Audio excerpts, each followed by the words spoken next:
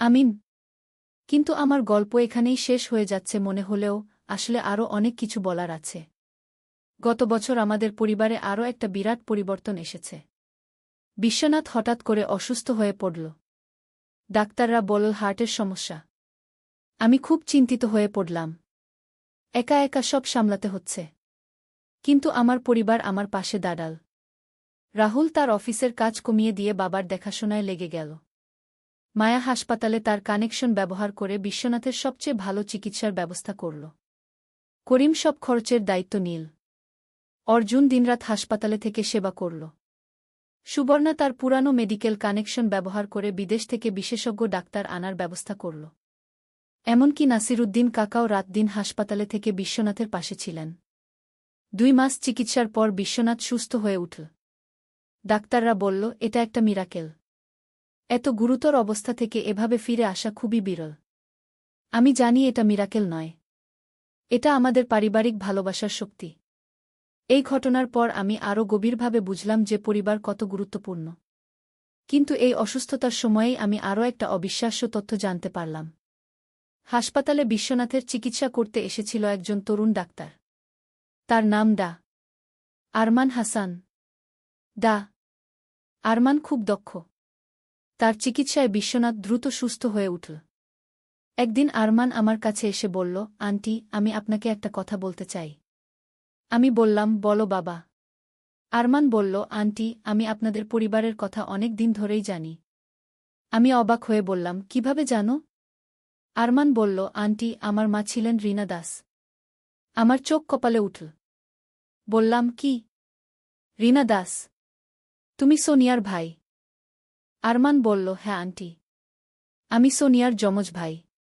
কিন্তু জন্মের সময় আমাদের আলাদা করে দেওয়া হয়েছিল। আমি কিছুই বুঝতে পারছিলাম না। বললাম, কিভাবে সম্ভব? আরমান বলল, আন্টি, আমার মা রীনা দাস যমজ সন্তানের জন্ম দিয়েছিলেন। কিন্তু তিনি অর্থনৈতিক কারণে 2টো বাচ্চা পালন করতে পারবেন না ভেবে আমাকে একটা এতিমখানায় দিয়ে দেন। শুধু সোনিয়াকে নিজের কাছে রাখেন। আমি কাঁদতে কাঁদতে বললাম, তাহলে তুমিও রাহুলের ছেলে?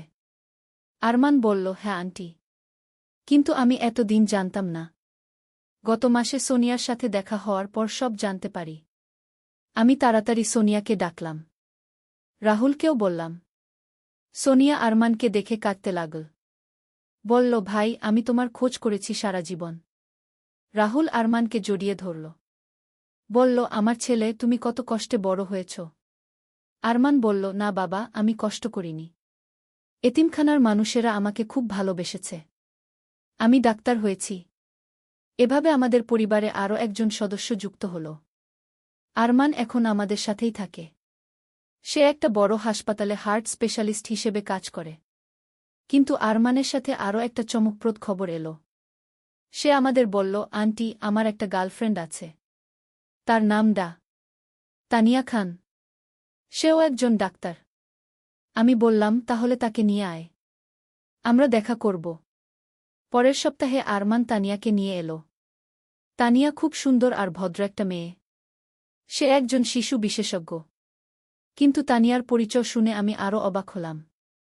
তানিয়া বলল, আন্টি, আমার বাবা জাহিদ খান। আমার মুখ দিয়ে কথা বেরোল না। সেই জাহিদ খান যে আমাদের এত কষ্ট দিয়েছিল। আমি বললাম, তুমি সেই জাহিদ খানের মেয়ে? তানিয়া লজ্জা পেয়ে বলল, হ্যাঁ আন্টি। কিন্তু আমি বাবার কাজের বিপক্ষে।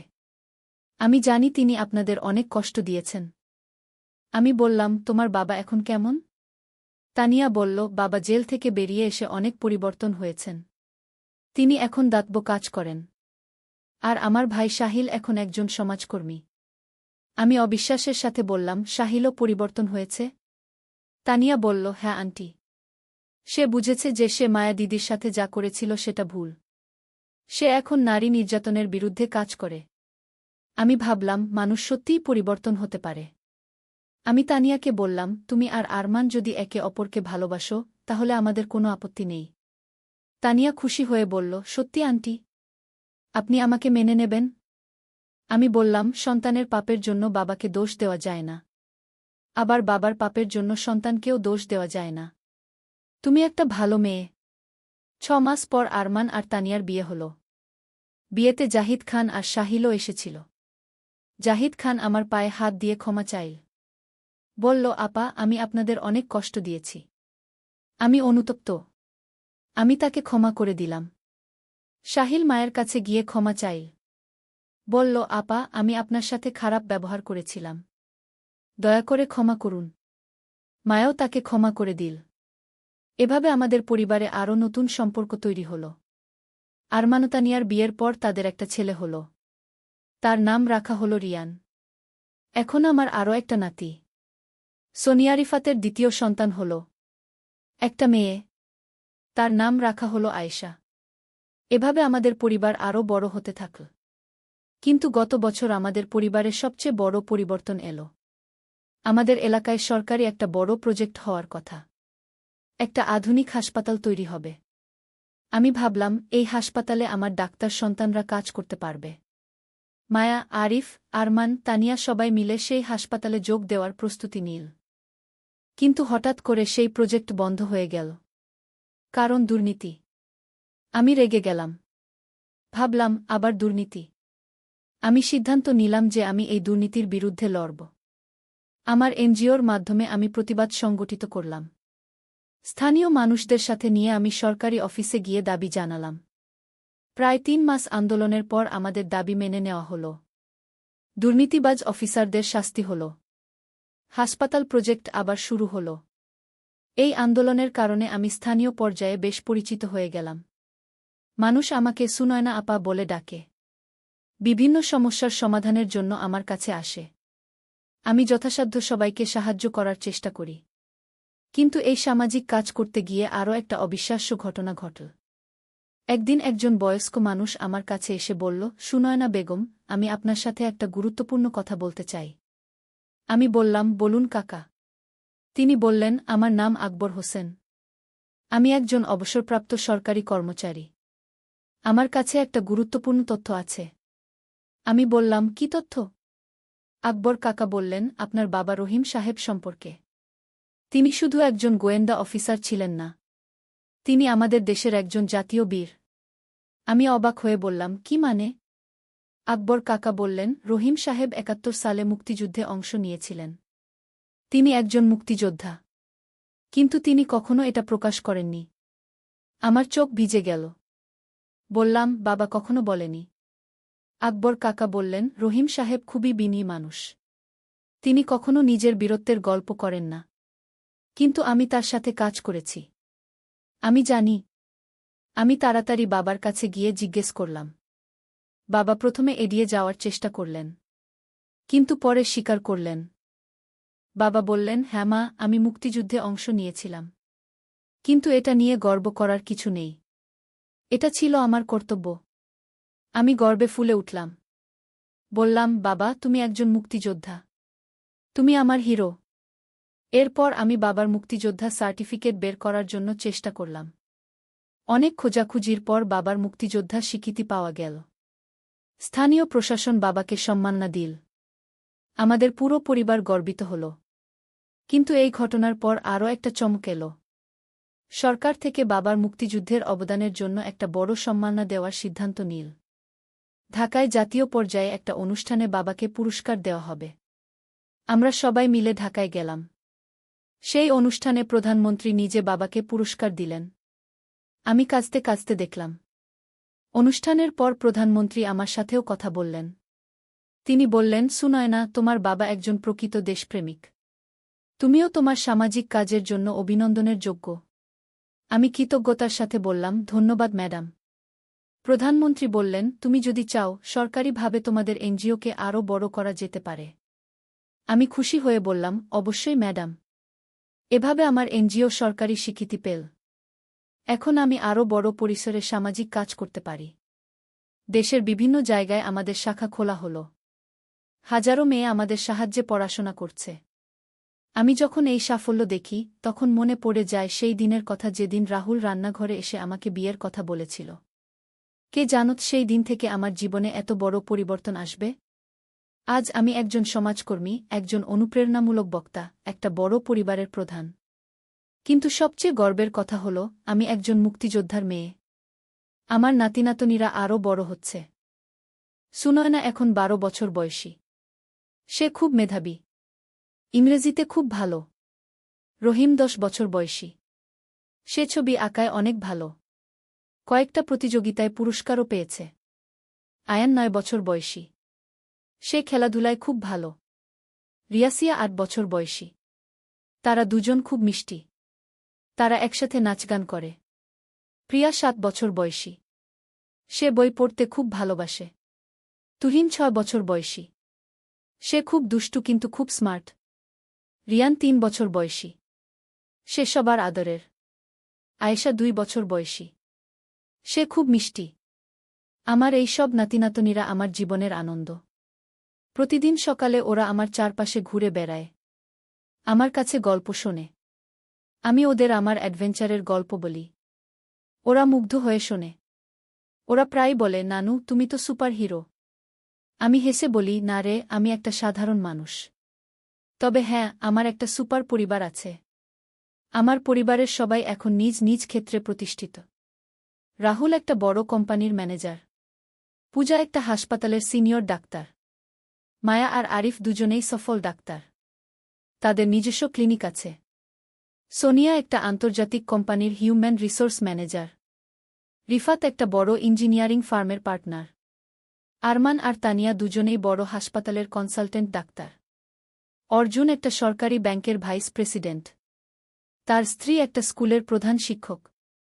রিয়া একটা এনজিওর প্রকল্প পরিচালক। তার স্বামী একটা আইটি কোম্পানির সিইও। করিম এখন একজন সফল ব্যবসায়ী। তার একাধিক ব্যবসা আছে। সুবর্ণা তার স্কুল আরও বড় করেছে। এখন সেটা একটা কলেজ।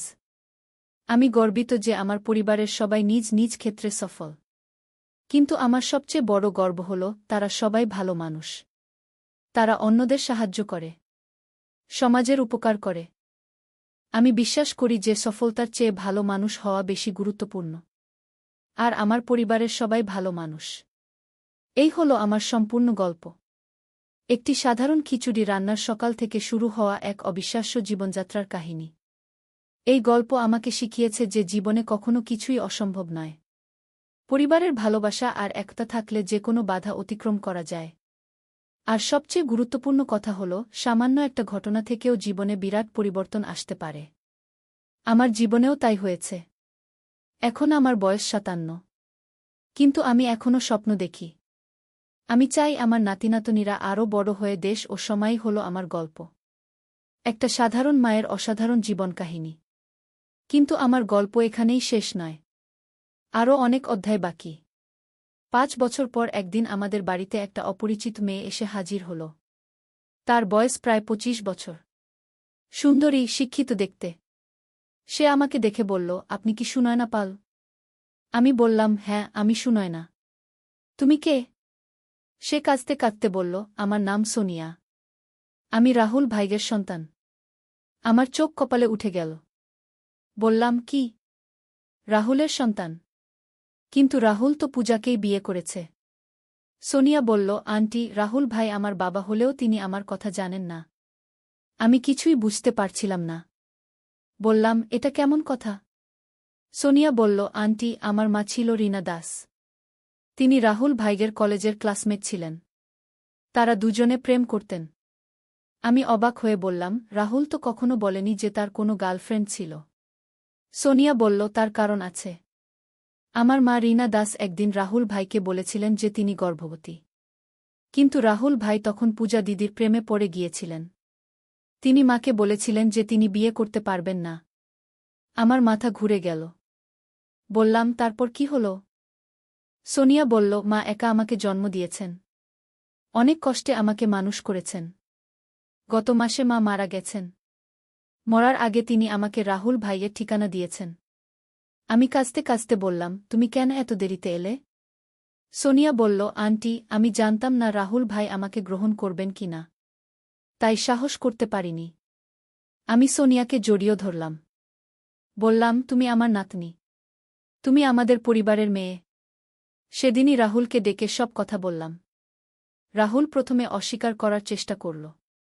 কিন্তু সোনিয়ার কাছে তার মায়ের লেখা চিঠি আর তাদের পুরনো ছবি দেখে সে মেনে নিল।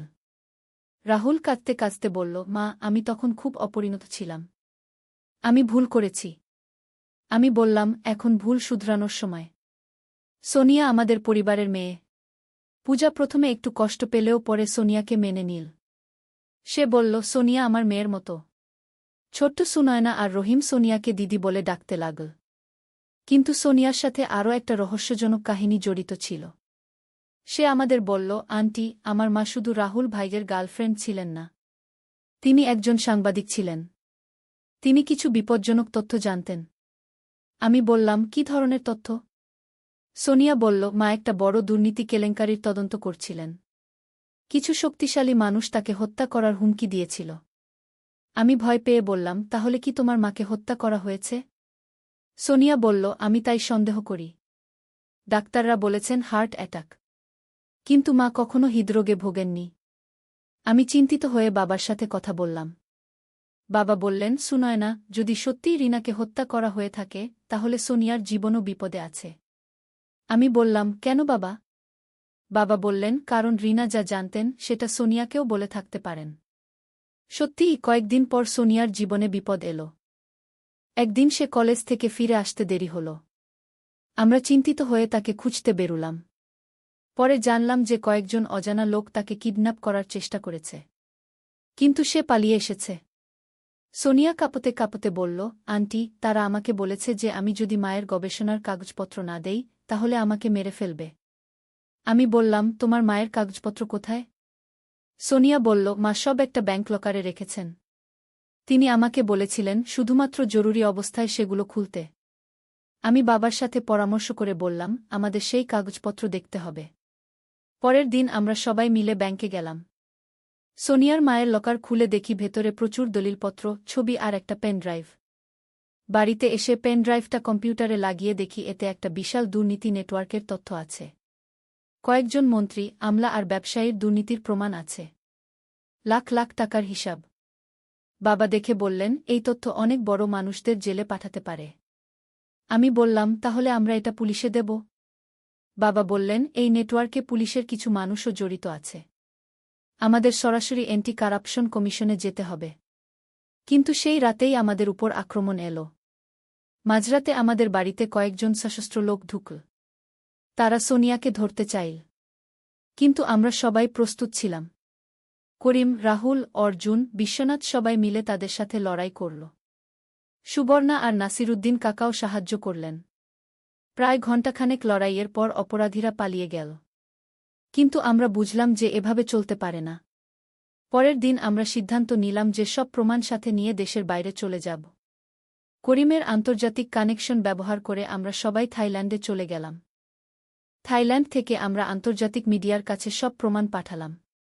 সেই তথ্য প্রকাশিত হওয়ার পর বাংলাদেশে একটা বিরাট কেলেঙ্কারি ফাঁস হল। অনেক বড় বড় মানুষ গ্রেফতার হল। 6 মাস পর যখন পরিস্থিতি স্বাভাবিক হল তখন আমরা দেশে ফিরলাম। সোনিয়া নিরাপদ হল। তার মায়ের মৃত্যুর সঠিক কারণ উদ্ঘাটিত হল। সোনিয়ার মাকে সত্যিই হত্যা করা হয়েছিল। কিন্তু এই ঘটনার পর সোনিয়া আমাদের আরও একটা চমক দিল। সে বলল, আন্টি, আমি আরেকটা সত্য লুকিয়েছি। আমি বললাম, কি সত্য? সোনিয়া বলল, আমি বিবাহিত। আমার একটা ছেলে আছে। আমি অবাক হয়ে বললাম, কি? তুমি বিবাহিত? তাহলে তোমার স্বামী কোথায়? সোনিয়া বলল, আমার স্বামী রিফাত সিঙ্গাপুরে কাজ করে। আমার ছেলে আয়ান তার সাথে থাকে। আমি তাদের নিরাপত্তার জন্য এখানে একা এসেছিলাম। আমি বললাম, তাহলে এখন তো তাদের ডেকে আনতে পারিস। সোনিয়া বলল, হ্যাঁ আন্টি। আমি তাদের কল করেছি। তারা পরের মাসে আসবে। এভাবে আমাদের পরিবারে আরও 2 জন নতুন সদস্য যুক্ত হওয়ার প্রস্তুতি হল। পরের মাসে রিফাত আর 4 বছর বয়সী আয়ান এল। রিফাত একটা ভালো ছেলে। সে একটা আন্তর্জাতিক কোম্পানিতে ইঞ্জিনিয়ার হিসেবে কাজ করে। আয়ান খুব মিষ্টি একটা বাচ্চা। সে সুনয়না আর রহিমের সাথে খেলতে লাগল। কিন্তু রিফাতের সাথে আরও একটা অদ্ভুত কাহিনী জড়িত ছিল। সে একদিন আমাকে বলল, আন্টি, আমি আপনাদের পরিবার সম্পর্কে অনেক কিছু জানি। আমি অবাক হয়ে বললাম, কি জানো? রিফাত বলল, আমার বাবা আহমেদ আলী। তিনি একসময় রহিম নানুর সাথে কাজ করতেন। আমি আরও অবাক হলাম। বললাম, তুমি কি বলছ? রিফাত বলল, হ্যাঁ আন্টি। আমার বাবা আর নানুজি একসাথে গোয়েন্দা অফিসে ছিলেন। তারা বন্ধু ছিলেন। আমি বাবাকে ডেকে বললাম, বাবা, রিফাতের বাবা আহমেদ আলীর কথা মনে আছে? বাবা চমকে উঠলেন। বললেন, আহমেদ আলী? সে আমার সবচেয়ে ভালো বন্ধু ছিল। সে এখন কোথায়? রিফাত দুঃখ করে বলল, নানুজি, আমার বাবা 5 বছর আগে মারা গেছেন। বাবা কাঁদতে লাগলেন। বললেন, আহমেদ মারা গেছে? রিফাত বলল, বাবা মরার আগে আপনার কথা বলতেন। বলতেন, রহিম আমার সবচেয়ে ভালো বন্ধু। বাবা রিফাতকে জড়িয়ে ধরলেন। বললেন, তুমি আহমেদের ছেলে মানে আমার ছেলে। এভাবে আমাদের পরিবারে আরও গভীর সম্পর্ক তৈরি হল। কিন্তু আরও একটা চমক ছিল। রিফাত আমাদের বলল, নানুজি, আমার বাবা মরার আগে আমাকে একটা চিঠি দিয়েছিলেন। বলেছিলেন এটা রহিম ভাইকে দিতে। বাবা চিঠিটা পড়ে কাঁদতে লাগলেন। চিঠিতে লেখা ছিল, বন্ধু রহিম, আমার ছেলে রিফাতকে তোমার ছেলের মতো দেখো। আমার একটা গোপন সম্পদ আছে। সেটা আমি তোমার নামে রেখে গেছি। রিফাত যদি কখনো তোমার সাথে দেখা করে, তাহলে তাকে সেই সম্পদ দিয়ে দিও। আমি বললাম, কি সম্পদ বাবা? বাবা বললেন, আহমেদ আমাকে একবার বলেছিল যে সে ব্যাংকে আমার নামে একটা লকার খুলেছে। কিন্তু আমি কখনো সেটা খুলিনি। পরের দিন আমরা সেই ব্যাংকে গেলাম। লকার খুলে দেখি ভেতরে প্রচুর স্বর্ণ আর টাকা আছে। আর একটা চিঠি। চিঠিতে লেখা, রহিম, এই সম্পদ আমার ছেলের জন্য। কিন্তু তুমি যদি মনে করো যে তোমার পরিবারেরও প্রয়োজন, তাহলে সবার মধ্যে ভাগ করে দিও। বাবা রিফাতকে বললেন, এই সব তোমার বাবার রেখে যাওয়া সম্পত্তি। রিফাত বলল, নানুজি, আমি এগুলো একা নিতে পারব না। আপনারা আমার পরিবার। সবার মধ্যে ভাগ করে নেওয়া উচিত। এভাবে আমাদের পরিবারে আরও সমৃদ্ধি এলো। কিন্তু সবচেয়ে বড় খুশির খবর এলো মায়ের কাছ থেকে। একদিন মায়া আমাকে ডেকে বলল, মা, আমি গর্ভবতী। আমি খুশি হয়ে তাকে জড়িয়ে ধরলাম। মায়া বলল, মা, ডাক্তার বলেছেন যমজ সন্তান হবে। আমি আরও খুশি হলাম। বললাম, এটা তো দারুণ খবর। নমাজ পর মায়ের 2টা মেয়ে হল। তাদের নাম রাখা হল রিয়া আর সিয়া। এভাবে আমাদের পরিবারে আরও 2টো নাতনি যুক্ত হল। রিয়াও একটা ছেলের সন্তানের মা হল। তার নাম রাখা হল তুহিন। অর্জুনের স্ত্রীর একটা মেয়ে হল। নাম রাখা হল প্রিয়া। করিমের মেয়ের বিয়ে হল। সেও একটা ছেলের মা হল। এভাবে আমাদের পরিবার আরও বিস্তৃত হতে লাগল। আমি এখন অনেকগুলো নাতিনাতনির দাদি।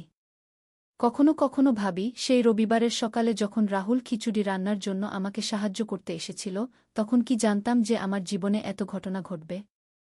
গোয়েন্দা বাবা, 2 মা, ভূয়া বোন, হারিয়ে যাওয়া ভাই, গুপ্তধন, সুন্দরবনে অ্যাডভেঞ্চার, অপরাধী সংগঠন, দুর্নীতি কেলেঙ্কারি, বিদেশে পালানো, রহস্যময় নাতনি, কত কিছুই না ঘটেছে।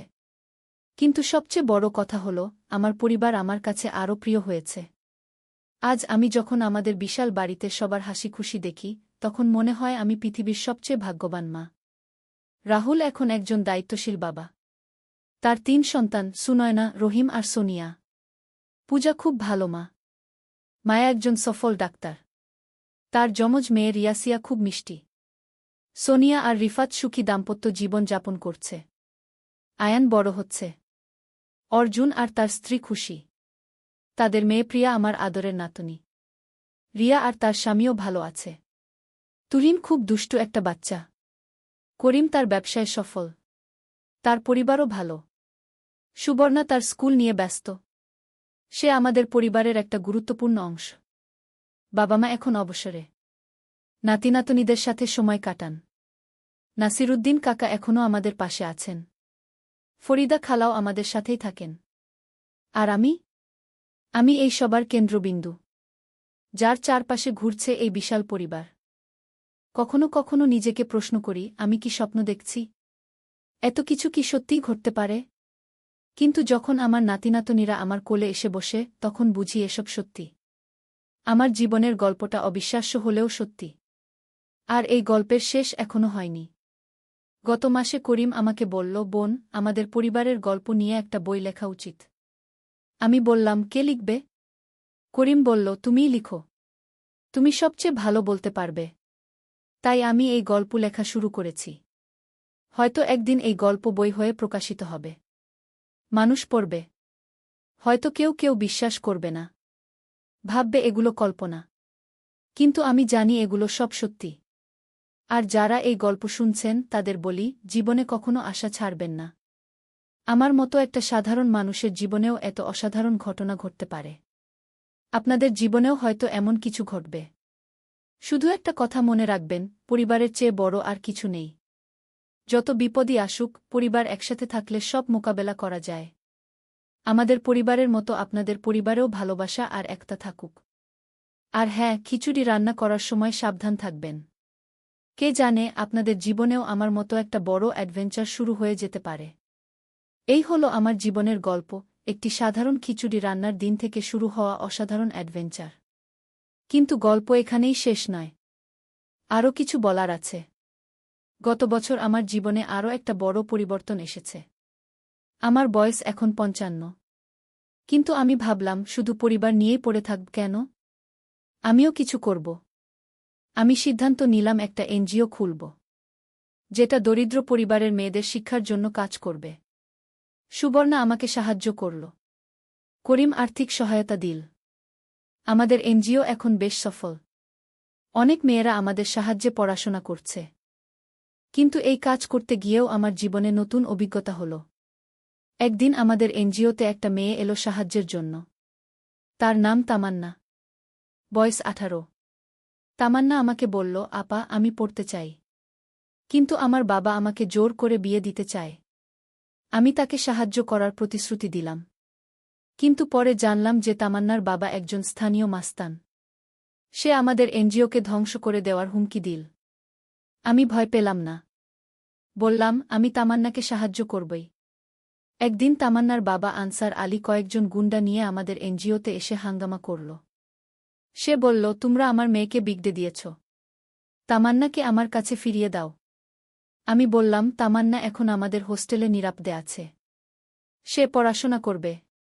আনসার আলী রেগে গিয়ে বলল, তুমি আমার সাথে পারবে না। কিন্তু আমি এর প্রতিবাদ করতে প্রস্তুত ছিলাম। সেই রাতেই আনসার আলী তার গুন্ডাদের নিয়ে আমাদের বাড়ি আক্রমণ করল। কিন্তু আমাদের পরিবারও প্রস্তুত ছিল। রাহুল, অর্জুন, করিম, রিফাত, বাবা সবাই মিলে তাদের মোকাবেলা করল। এমনকি নাসিরুদ্দিন কাকাও লাঠি নিয়ে যুদ্ধে নামলেন। সুবর্ণা তার পুরানো গোয়েন্দা ট্রেনিং কাজে লাগাল। আর আমি রান্নাঘর থেকে গরম তেলের কড়াই নিয়ে বেরিয়ে গেলাম। একটা গুন্ডা আমার দিকে আসতে দেখে আমি তার গায়ে গরম তেল ছিটিয়ে দিলাম। সে চিৎকার করে পালিয়ে গেল। প্রায় ২ ঘণ্টা লড়াইয়ের পর আনসার আলী আর তার গুন্ডারা পালিয়ে গেল। পরের দিন আমরা পুলিশে অভিযোগ করলাম। কিন্তু আনসার আলী পুলিশের কিছু লোকের সাথে যোগসাজ করে আমাদের বিরুদ্ধে মিথ্যা মামলা দিল। আমাদের আইনি লড়াই করতে হল। ৩ মাস পর আদালতে আমরা জয়ী হলাম। আনসার আলী জেলে গেল। তামান্না আমাদের সাহায্যে পড়াশোনা শেষ করে এখন একজন নার্স হয়েছে।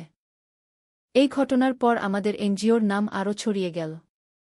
এখন অনেক মেয়েরা আমাদের কাছে সাহায্য চায়। কিন্তু আমার সবচেয়ে বড় গর্বের বিষয় হল আমার নাতিনাতনীরা। ছোট্ট সুনয়না এখন ১০ বছর বয়সী। সে খুব মেধাবী। ক্লাসে সবসময় ফার্স্ট হয়। রহিম ৮ বছর বয়সী। সে ছবি আঁকতে খুব ভালোবাসে। আয়ান এখন ৭ বছরের। সে খুব দুষ্টু, কিন্তু খুব ভালো ছেলে। মায়ের যমজ মেয়ে রিয়াসিয়া এখন ৬ বছর বয়সী। তারা দুজন খুব মিষ্টি। অর্জুনের মেয়ে প্রিয়া ৫ বছর বয়সী। সে খুব লাজুক কিন্তু বুদ্ধিমান। রিয়ার ছেলে তুহিন ৪ বছর বয়সী। সে সবসময় হাসি খুশি। আমার এই সব নাতিনাতনীরা আমার জীবনের আনন্দ। প্রতিদিন সকালে ওরা আমার কাছে এসে নানু নানু করে ডাকে। আমি ওদের জন্য নাস্তা বানাই, গল্প বলি, খেলা করি। কখনো কখনো ওরা জিজ্ঞেস করে, নানু, তুমি ছোটবেলায় কি করতে? আমি তখন ওদের আমার অ্যাডভেঞ্চারের গল্প বলি। অবশ্য বাচ্চাদের উপযোগী করে বলি, বিপজ্জনক অংশগুলো বাদ দিয়ে। ওরা মুগ্ধ হয়ে শোনে। সুনয়না বলে, নানু, তুমি তো হিরো। রহিম বলে, নানু, আমিও বড় হয়ে গোয়েন্দা হব। আয়ান বলে, নানু, আমিও সুন্দরবনে যাব। আমি হেসে বলি, সবার আগে ভালো করে পড়াশোনা করো। এভাবে আমার দিনগুলো কেটে যায়। কিন্তু গত মাসে আরও একটা বড় ঘটনা ঘটল। আমাদের বাড়িতে একজন টিভি প্রডিউসার এলেন। তার নাম রেজাউল করিম। তিনি বললেন, আমি আপনাদের পরিবারের গল্প সম্পর্কে শুনেছি। এটা নিয়ে একটা টিভি সিরিয়াল বানাতে চাই। আমি অবাক হয়ে বললাম, টিভি সিরিয়াল? রেজাউল সাহেব বললেন, হ্যাঁ। আপনাদের গল্পটা অনেক রোমাঞ্চকর। মানুষ দেখতে পছন্দ করবে। আমি পরিবারের সবার সাথে পরামর্শ করলাম। রাহুল বলল, মা, এটা ভালো আইডিয়া। আমাদের গল্প অনেকে জানতে পারবে। মায়া বলল, তবে গল্পটা সত্যিকারের মতো বলতে হবে। করিম বলল, আমাদের নিজেদেরই অভিনয় করা উচিত। আমি হেসে বললাম, আমরা তো অভিনেত্রী নই। রেজাউল সাহেব বললেন, সমস্যা নেই, আমরা পেশাদার অভিনেতা দিয়ে করব। কিন্তু আপনারা কনসালট্যান্ট হিসেবে থাকবেন। এভাবে আমাদের জীবনের গল্প নিয়ে একটা টিভি সিরিয়াল তৈরির কাজ শুরু হল। সিরিয়ালের নাম রাখা হল খিচুড়ির গল্প। আমি নিজে স্ক্রিপ্ট লিখতে সাহায্য করলাম। শুটিংয়ের সময় আমরা সবাই সেটে যেতাম। নিজেদের চরিত্রে অভিনয় করা অভিনেতা অভিনেত্রীদের সাথে কথা বলতাম। খুব মজার অভিজ্ঞতা হল। সিরিয়ালটা প্রচার হওয়ার পর খুব জনপ্রিয় হল। মানুষ আমাদের চিনতে লাগল। রাস্তাঘাটে আমাকে দেখলে বলে, আরে, আপনিই তো সেই সুনয়না আপা।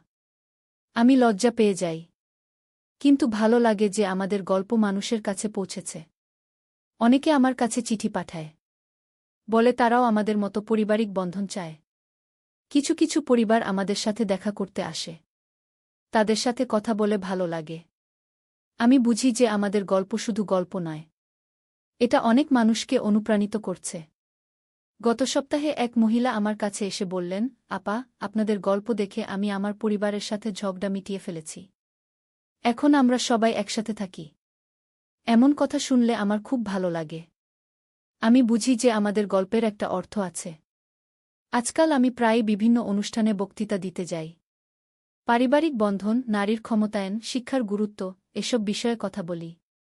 আমার নিজেকেও অবিশ্বাস্য লাগে যে আমি একসময় শুধু একটা গৃহিণী ছিলাম, সেই আমি আজ মানুষের কাছে অনুপ্রেরণার উৎস।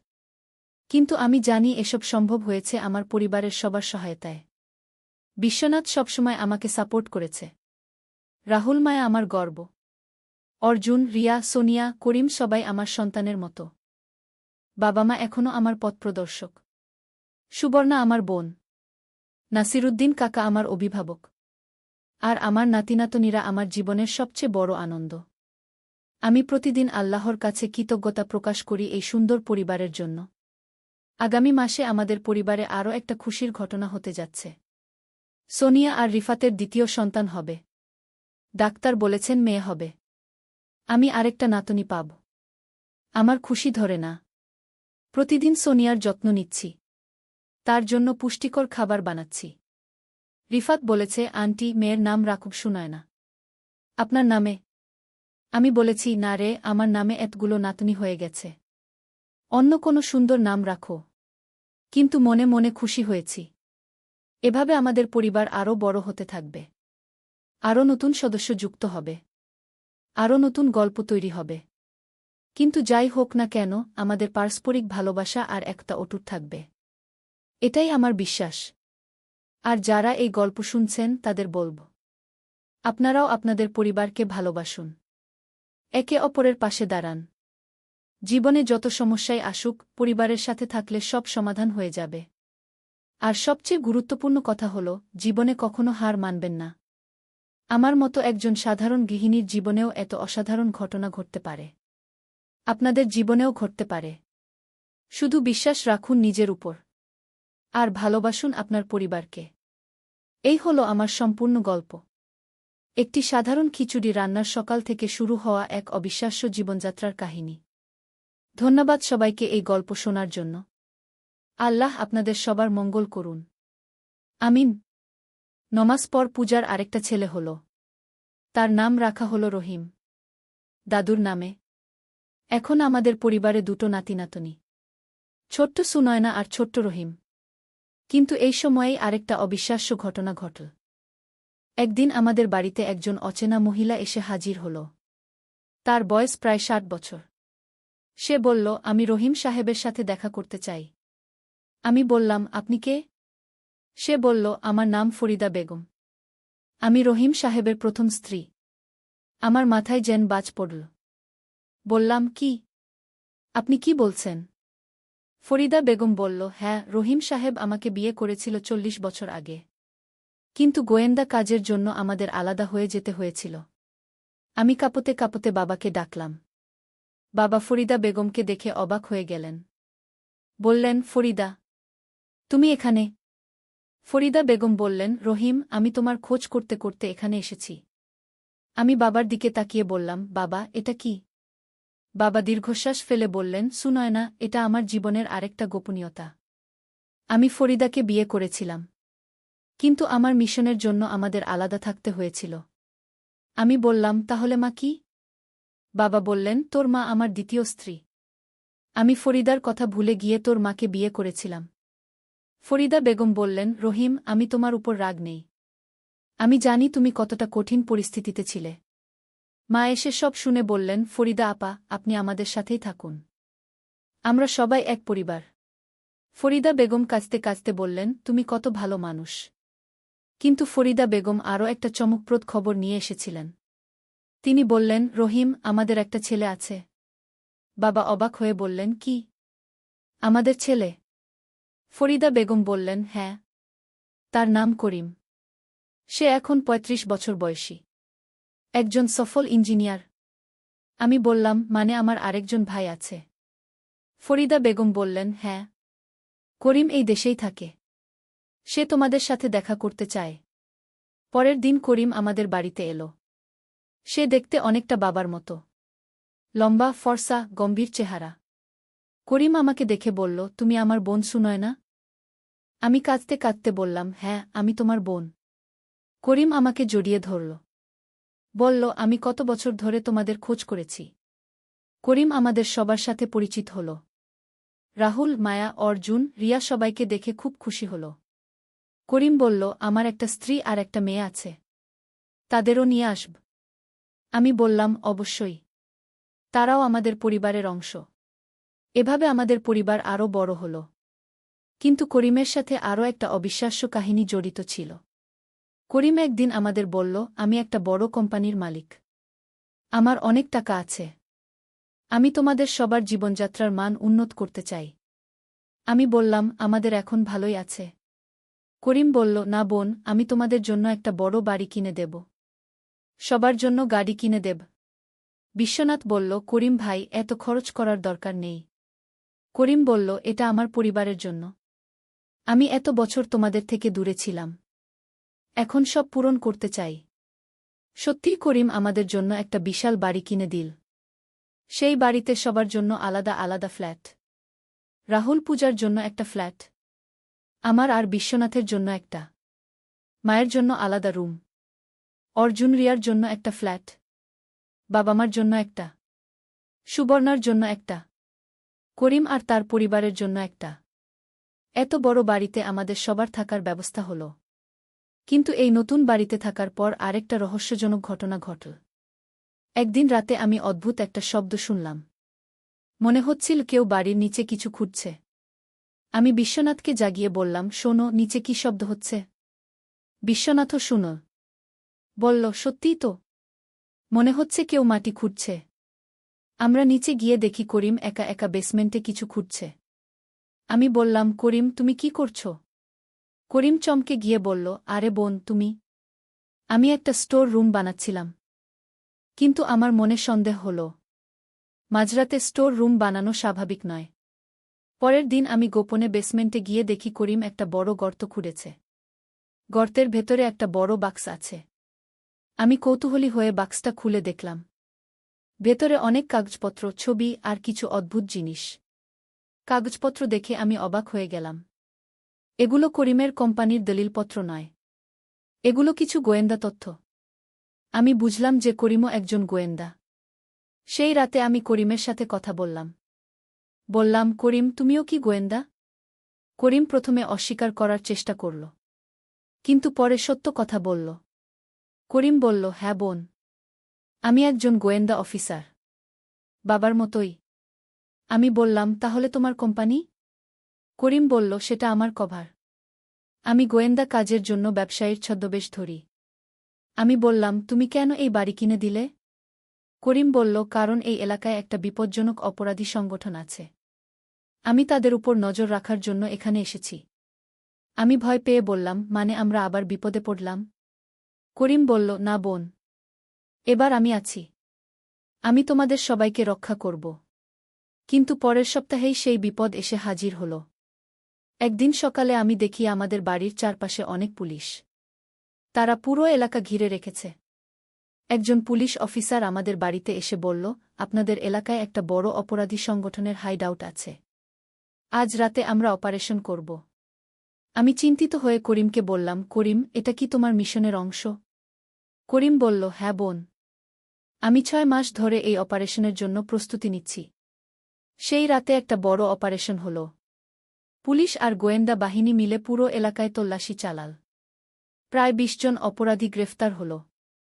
তাদের মধ্যে কয়েকজন আন্তর্জাতিক সন্ত্রাসী ছিল। পরের দিন সকালে করিম আমাদের বলল, বোন, আমাদের মিশন সফল হয়েছে। এই এলাকা এখন সম্পূর্ণ নিরাপদ। আমি স্বস্তির নিঃশ্বাস ফেললাম। বললাম, এবার আমরা শান্তিতে থাকতে পারব। কিন্তু এই সাফল্যের পর করিম আমাদের একটা বড় খবর দিল। করিম বলল, আমাকে বিদেশে একটা দীর্ঘমেয়াদী মিশনে যেতে হবে। 2 বছর থাকতে হতে পারে। আমি দুঃখিত হয়ে বললাম, এত তাড়াতাড়ি চলে যাচ্ছ? করিম বলল, বোন, এটা আমার কর্তব্য। কিন্তু আমি তোমাদের জন্য সব ব্যবস্থা করে যাব। করিম সত্যিই আমাদের জন্য সব ব্যবস্থা করে গেল। বাড়ির সব খরচের জন্য ব্যাংকে টাকা রেখে গেল। তার স্ত্রী আর মেয়ে আমাদের সাথেই থেকে গেল। করিম চলে যাওয়ার পর আমাদের জীবন আবার স্বাভাবিক হয়ে এল। মায়া তার পড়াশোনা শেষ করে ডাক্তার হল। আরিফের সাথে তার বিয়ে হল। রিয়ারও বিয়ে হল। সে একটা সুখী সংসার পেল। অর্জুন একটা ভালো চাকরি পেল। সেও বিয়ে করার কথা ভাবছে। রাহুল পূজার সংসার ভালো চলছে। তাদের 2 সন্তান সুনয়না আর রহিম বড় হচ্ছে। সুবর্ণা একটা স্কুল খুলেছে। সেটা ভালো চলছে। বাবা মা এখন অবসরে আছেন। নাতিনাতনীদের নিয়ে সময় কাটান। নাসিরুদ্দিন কাকাও আমাদের পরিবারের একজন হয়ে গেছেন। আর আমি এখন একটা বড় পরিবারের প্রধান হয়ে গেছি। সবাইকে দেখাশোনা করি। 2 বছর পর করিম বিদেশ থেকে ফিরে এল। সে আরও অভিজ্ঞ হয়ে ফিরেছে। করিম ফিরে এসে বলল, বোন, আমি এখন গোয়েন্দা কাজ ছেড়ে দিয়েছি। এখন আমি আসলেই ব্যবসা করব। আমি খুশি হয়ে বললাম, এটা ভালো। এবার তুমি পরিবারের সাথে বেশি সময় কাটাতে পারবে। করিম সত্যিই একটা বড় ব্যবসা শুরু করল। সেটা খুব ভালো চলতে লাগল। আরও কয়েক বছর পর আমাদের পরিবারে আরও কিছু নতুন সদস্য যুক্ত হল। মায়ারিফের একটা ছেলে হল। তার নাম রাখা হল অভিষেক। রিয়ার একটা মেয়ে হল। নাম রাখা হল তানিয়া। অর্জুনও বিয়ে করল। তারও একটা ছেলে হল। এভাবে আমাদের পরিবার আরও বড় হতে থাকল। আজ যখন আমি এই গল্পটা শেষ করছি, তখন আমার বয়স 50 বছর। আমার চারপাশে অনেকগুলো সন্তান আর নাতিনাতনী। কখনো কখনো ভাবি সেই দিনটার কথা, যেদিন রাহুল আমাকে রান্নাঘরে বিয়ে করার কথা বলেছিল। সেই দিনটা থেকেই আমাদের এই দীর্ঘ অ্যাডভেঞ্চারের শুরু। আজ আমি একটা বিশাল পরিবারের মাথা। আমার কাছে এমন অভিজ্ঞতা আছে যা হয়তো অন্য কোনো মায়ের নেই। গোয়েন্দা বাবা, 2 মা, যমজ বোন সেজে আসা গোয়েন্দা, রাশিয়ান ছেলে, হারিয়ে যাওয়া ভাই, গুপ্তধন, অপরাধী সংগঠন, সুন্দরবনে অ্যাডভেঞ্চার, কত কিছুই না ঘটেছে। কিন্তু সবচেয়ে বড় কথা হল, এই সব ঘটনার মধ্য দিয়ে আমাদের পরিবারের বন্ধন আরও শক্তিশালী হয়েছে। আমি এখন বুঝি যে পরিবার শুধু রক্তের সম্পর্ক নয়। যারা আমাদের ভালোবাসে, যারা আমাদের পাশে থাকে, তারাই আমাদের আসল পরিবার। অর্জুন আমার ছেলে নয়, কিন্তু সে আমার ছেলে। সুবর্ণা আমার বোন নয়, কিন্তু সে আমার বোন। নাসিরুদ্দিন কাকা আমার আত্মীয় নন, কিন্তু তিনি আমাদের পরিবারের একজন। আর রাহুল? সে সত্যিই আমার ছেলে। যে ছেলে একদিন খিচুড়ি রান্না করতে গিয়ে আমাকে বিয়ে করার কথা বলেছিল। আজ সে একজন দায়িত্বশীল বাবা। তার 2 সন্তান। মায়া আজ একজন সফল ডাক্তার। সেও একজন মা। আমাদের পরিবারের গল্পটা এখনো শেষ হয়নি। প্রতিদিন নতুন নতুন ঘটনা ঘটে। নতুন নতুন সদস্য যুক্ত হয়। হয়তো আরও 10 বছর পর আমার আরও নতুন কোনো অভিজ্ঞতা হবে। আরও কোনো রহস্য উন্মোচিত হবে। কিন্তু যাই ঘটুক না কেন, আমি জানি আমার পরিবার আমার পাশে থাকবে। আমরা সবাই মিলে সব বিপদ মোকাবেলা করব। আর সেই জন্যই আমি বলি, জীবনটা একটা বিশাল অ্যাডভেঞ্চার। কখনো জানো না কি ঘটবে। কিন্তু পরিবার থাকলে সব কিছু সহজ হয়ে যায়। তোমাদেরও যদি কখনো কোনো রহস্যজনক ঘটনা ঘটে, তাহলে ভয় পেজো না। সাহসের সাথে মোকাবেলা করো। আর পরিবারের সাথে থাকো। আমার গল্পের মতো তোমাদেরও হয়তো সুখী একটা শেষ হবে। আর হ্যাঁ, খিচুড়ি রান্না করার সময় একটু সাবধান থাকো। কারণ আমার মতো তোমাদেরও হয়তো একটা বড় অ্যাডভেঞ্চারের শুরু হয়ে যেতে পারে সেখান থেকেই। এই হলো আমার গল্প। একটা সাধারণ মায়ের অসাধারণ জীবন কাহিনী। আজ ছুটির দিন। খিচুড়ি রান্না করব ভেবেছি। ছেলে বলল, মা আমি সাহায্য করব। রান্নাঘরে দুজনে কাজ করতে লাগলাম। সে সবজি কাটছে, আমি ডাল ধুচ্ছি। ছোট্ট রান্নাঘরে আমরা বারবার একে অপরের গায়ে লাগছি। হাঁড়িতে চাল ডাল দিয়ে চুলায় বসালাম। অপেক্ষা করার সময় সে আমার পাশে দাঁড়াল। বলল, মা তোমার সাথে এভাবে রান্না করতে খুব ভালো লাগে। রান্নার গন্ধ চারদিকে ছড়িয়ে গেছে। সে আমার কাঁধে হাত রাখল। বলল, মা আমি চাই সারা জীবন তোমার সাথে এভাবে ঘর সংসার করতে। আমি হাসলাম। সে গম্ভীর হয়ে বলল, মা আমি মজা করে বলছি না। আমি সত্যিই চাই তুমি আমার স্ত্রী হও। খিচুড়ি ফুটছে, বুদবুদ উঠছে। সে আমার কানে কানে বলল, মা এই খিচুড়ির মতোই আমার ভালোবাসা তোমার জন্য ফুটে উঠছে। আমি তোমাকে বিয়ে করতে চাই। তারপর সে বলল, মা এই রান্নাঘরেই আমরা আমাদের নতুন সংসার শুরু করি। রান্নার ভাব আমার চোখে জল আনা। এই গল্পটি সম্পূর্ণ শুনলে আপনাদের পানি অটোমেটিক বের হয়ে যাবে, সো যত দ্রুত সম্ভব হাতের কাছে টিস্যু নিয়ে বসে পড়ো। বিছানার চাদর যেন নষ্ট না হয় সেটা সম্পূর্ণ খেয়াল রাখার অনুরোধ জানিয়ে গল্পটি এখন শুরু করব। তার আগের সর্বশেষ অনুরোধ, দয়া করে এমন পানি বের করার গল্প নিয়মিত শুনতে আমাদের চ্যানেলটি সকলেই সাবস্ক্রাইব করুন। ধন্যবাদ। হ্যালো বন্ধুরা, আমার নাম সুনয়না পাল। আমার বয়স ৩৯ বছর। আমার স্বামীর নাম বিশ্বনাথ পাল, বয়স ৫২ বছর। আমাদের ২ সন্তান, রাহুল আর মায়া।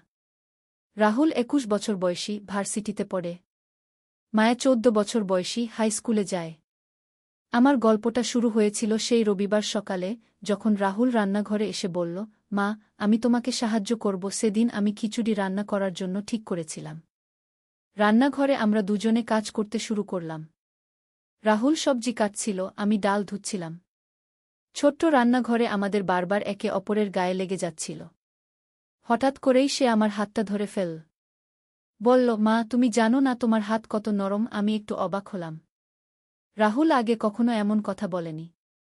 কিন্তু মায়ের সাথে ছেলের এমন কথা বলাটা হয়তো স্বাভাবিক। আমি হাসি দিয়ে বললাম, তুই তো বড় হয়ে গেছিস রে। রাহুল আমার কাছে আরও কাছে এসে দাঁড়াল। বলল, হ্যাঁ মা আমি বড় হয়েছি। এখন আমি বুঝতে পারি যে তুমি কত সুন্দর একজন মানুষ। তার কথায় আমার মুখ লাল হয়ে গেল। ছেলে মাকে সুন্দর বলছে, এটা নিশ্চয়ই খুশির কথা। হাঁড়িতে চাল ডাল দিয়ে চুলায় বসিয়ে দিলাম। খিচুড়ি ফুটতে শুরু করল। বুদবুদ উঠছে। রাহুল আমার পাশে দাঁড়িয়ে রইল। হঠাৎ সে আমার কাঁধে হাত রাখল। বলল, মা তোমার সাথে এভাবে রান্না করতে খুব ভালো লাগে। আমি বললাম, আমারও ভালো লাগছে রে। তোর বাবা তো আর রান্নায় হাত দেয় না। রাহুল গম্ভীর হয়ে বলল, মা আমি চাই সারা জীবন তোমার সাথে এভাবে ঘর সংসার করতে। আমি হাসলাম। ভাবলাম ছেলে হয়তো বোঝাতে চাইছে যে বিয়ের পর আমার কাছেই থাকবে। কিন্তু রাহুল আরও গম্ভীর হয়ে বলল, মা আমি মজা করে বলছি না। আমি সত্যিই চাই তুমি আমার স্ত্রী হও। আমার মাথায় যেন বাজ পড়ল। কি বলছে সে? আমি বললাম, রাহুল তুই কি বলছিস? সে আমার কানে কানে বলল, মা এই খিচুড়ির মতোই আমার ভালোবাসা তোমার জন্য ফুটে উঠছে। আমি তোমাকে বিয়ে করতে চাই। আমি পিছিয়ে গেলাম। বললাম, রাহুল তুই কি বলছিস? আমি তোর মা। রাহুল আমার হাত ধরে বলল, মা এই রান্নাঘরেই আমরা আমাদের নতুন সংসার শুরু করি। রান্নার ভাব আমার চোখে জল আনা। কিন্তু হঠাৎ করেই সব কিছু বদলে গেল। রাহুল হাসতে হাসতে বলল, মা আমি মজা করছিলাম। আসলে আমি তোমাকে বলতে চাইছিলাম যে আমার একটা গার্লফ্রেন্ড আছে। তার নাম পূজা। আমি তাকে নিয়ে এসে তোমার সাথে পরিচয় করাতে চাই। আমি স্বস্তির নিঃশ্বাস ফেললাম। বললাম, তুই একদম পাগল। আমার তো হার্ট অ্যাটাক হয়ে যাওয়ার জোগাড় হয়েছিল। রাহুল বলল, সরি মা। আসলে পূজার সাথে কথা বলতে গিয়ে আমি বুঝেছি যে একটা মেয়েকে ভালোবাসতে হলে প্রথমে তার মায়ের মতো একজনের সাথে কেমন লাগে সেটা বুঝতে হয়। তুমি তো আমার আইডিয়াল মা। তাই আমি মজা করে দেখছিলাম যে তুমি কেমন রিঅ্যাক্ট করো। আমি বললাম, তুই সত্যিই অদ্ভুত। এভাবে মজা করতে নেই। রাহুল বলল, মা পূজা আজ বিকেলে আসবে। তুমি তার সাথে দেখা করবে তো? আমি বললাম, অবশ্যই। আমার খুব ইচ্ছা হচ্ছে তোর গার্লফ্রেন্ডের সাথে দেখা করতে। কিন্তু বিকেলে পূজা এলো না। রাহুল বল যে পূজার একটু জরুরি কাজ পড়েছে। আমি হতাশ হলাম। কিন্তু পরদিন সকালে একটা অদ্ভুত ঘটনা ঘটল। আমি রান্নাঘরে চা বানাচ্ছিলাম। হঠাৎ দেখি রান্নাঘরের জানালার পাশে একটা কাগজ পড়ে আছে। কাগজটা তুলে দেখি তাতে লেখা, সুনয়না, তুমি খুব বিপদে আছো। রাহুল তোমার আসল ছেলে নয়। সে একটা রহস্যজনক সংগঠনের সদস্য। তোমাকে সাবধান থাকতে হবে। একজন শুভাকাঙ্ক্ষী। আমার হাত কাঁপতে লাগল। এটা কি? রাহুল আমার ছেলে নয়? কিন্তু আমি তো তাকে জন্ম দিয়েছি। 21 বছর ধরে মানুষ করেছি। আমি কাগজটা আবার পড়লাম। কিন্তু এটা কে লিখেছে? কেন লিখেছে? আমি কাগজটা লুকিয়ে রাখলাম। দুপুরে রাহুল এসে বলল, মা, আমি আজ বন্ধুদের সাথে ঘুরতে যাব। রাতে ফিরব। আমি বললাম, কোথায় যাবি? রাহুল একটু ইতস্তত করে বলল, ঢাকার বাইরে। একটা পিকনিক। কিন্তু তার চোখে কেমন যেন অন্য একটা ভাব দেখলাম। যেন সে মিথ্যা বলছে। সেদিন সন্ধ্যায় আমি একা বাড়িতে ছিলাম। বিশ্বনাথ অফিসের কাজে কক্সবাজার গেছে। মায়া স্কুলের বার্ষিক অনুষ্ঠানের রিহার্সালে গেছে। হঠাৎ করেই দরজায় টোকা পড়ল। আমি দরজা খুলে দেখি একজন মধ্যবয়সী মানুষ দাঁড়িয়ে আছে। সে বলল, আপনি সুনয়না পাল? আমি বললাম, জি, আমি সুনয়না। আপনি কে? সে বলল, আমার নাম রফিক আহমেদ। আমি একটা গোয়েন্দা সংস্থার অফিসার। আপনার সাথে গুরুত্বপূর্ণ কথা আছে। আমি বললাম, কি কথা? রফিক সাহেব বললেন, আপনার ছেলে রাহুল সম্পর্কে। আমরা তার উপর নজর রাখছি। সে একটা আন্তর্জাতিক চোরাচালান চক্রের সাথে জড়িত। আমার মাথা ঘুরে গেল। বললাম, কি বলছেন? রাহুল তো একটা ভালো ছেলে। রফিক সাহেব বললেন, আপনি ভাবছেন রাহুল আপনার ছেলে। কিন্তু আসলে 21 বছর আগে হাসপাতালে আপনার আসল ছেলে এবং রাহুলের বদল হয়ে গেছে। আপনার আসল ছেলে এখন অন্য কোথাও বড় হয়েছে। আমি চিৎকার করে বললাম, এটা অসম্ভব। রফিক সাহেব একটা ফাইল বের করে বললেন, দেখুন, এখানে সব প্রমাণ আছে। হাসপাতালের রেকর্ড, ডিএনএ টেস্টের রিপোর্ট। আমি ফাইলটা দেখলাম। সত্যিই সেখানে লেখা যে রাহুল আমার ছেলে নয়।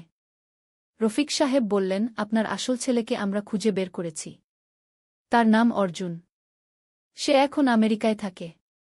একজন সফল ইঞ্জিনিয়ার। আমি কাঁদতে লাগলাম। বললাম, তাহলে রাহুলকে?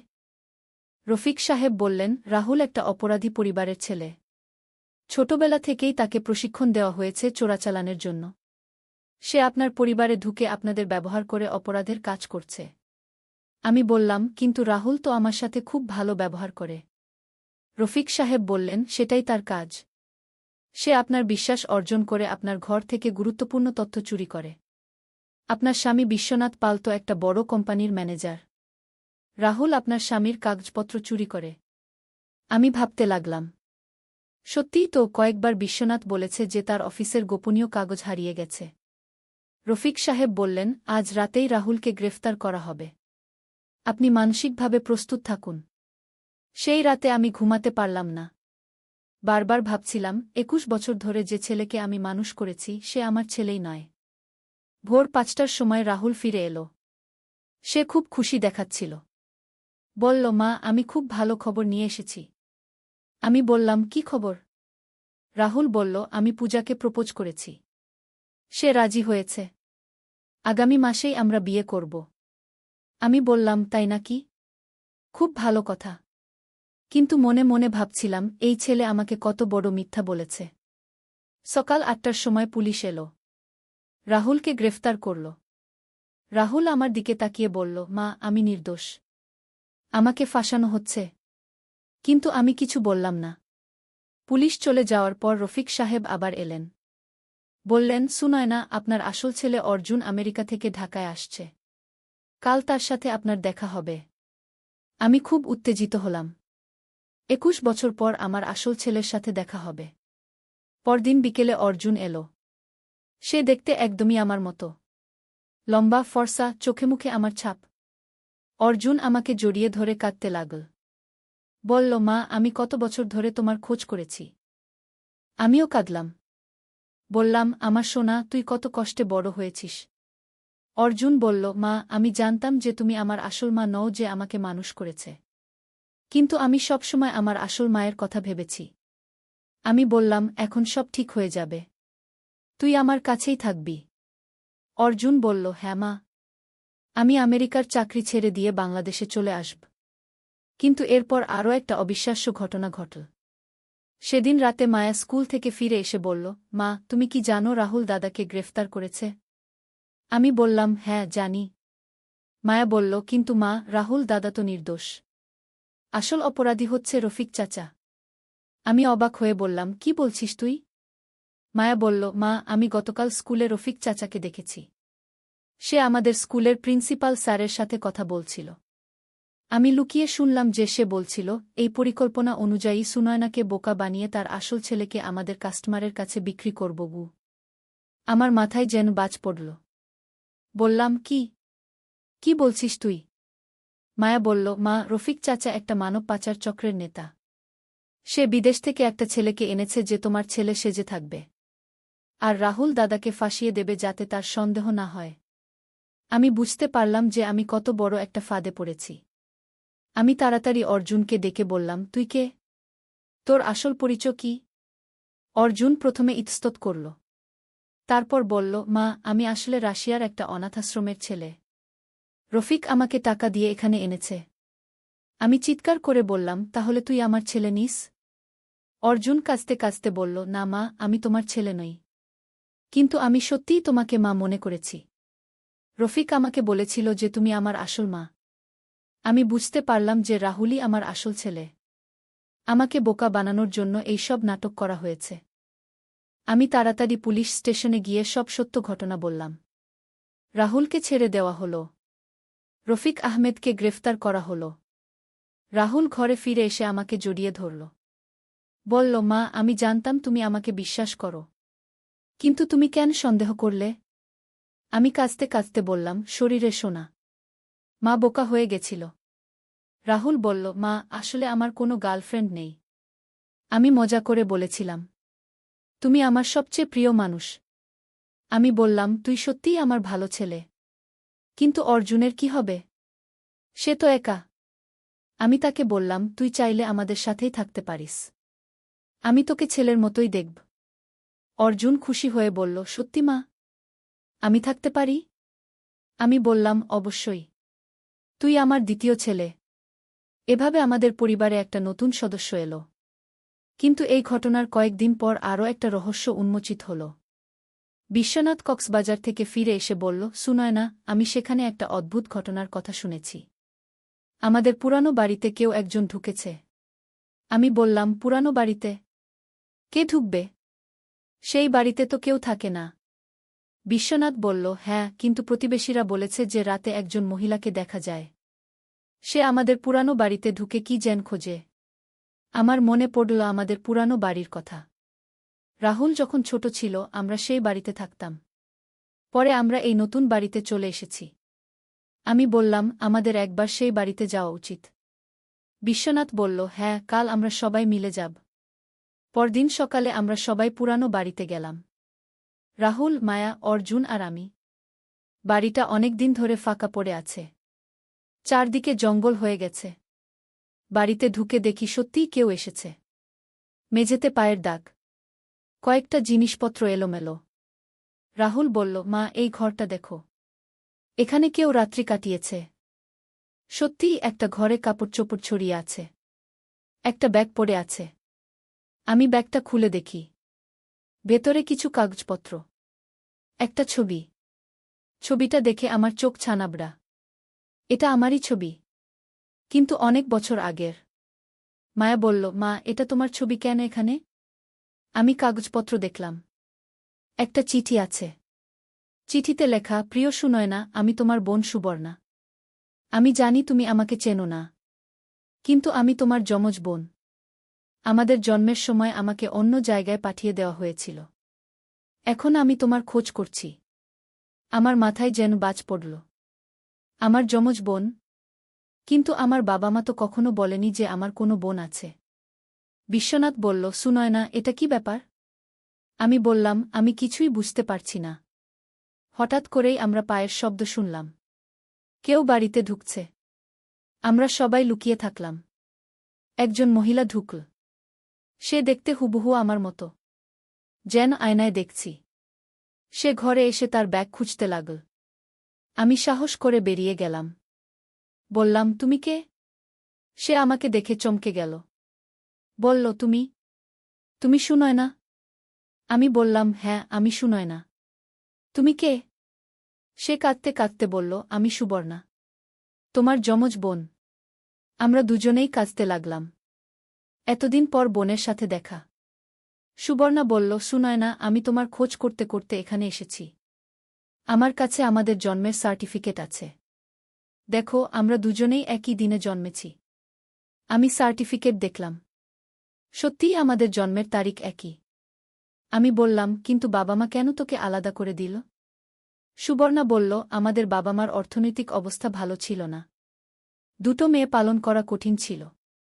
তাই আমাকে আমাদের মামার কাছে পাঠিয়ে দেওয়া হয়েছিল। মামা চট্টগ্রামে থাকতেন। আমি বললাম, তাহলে তুই এতদিন চট্টগ্রামে ছিলি?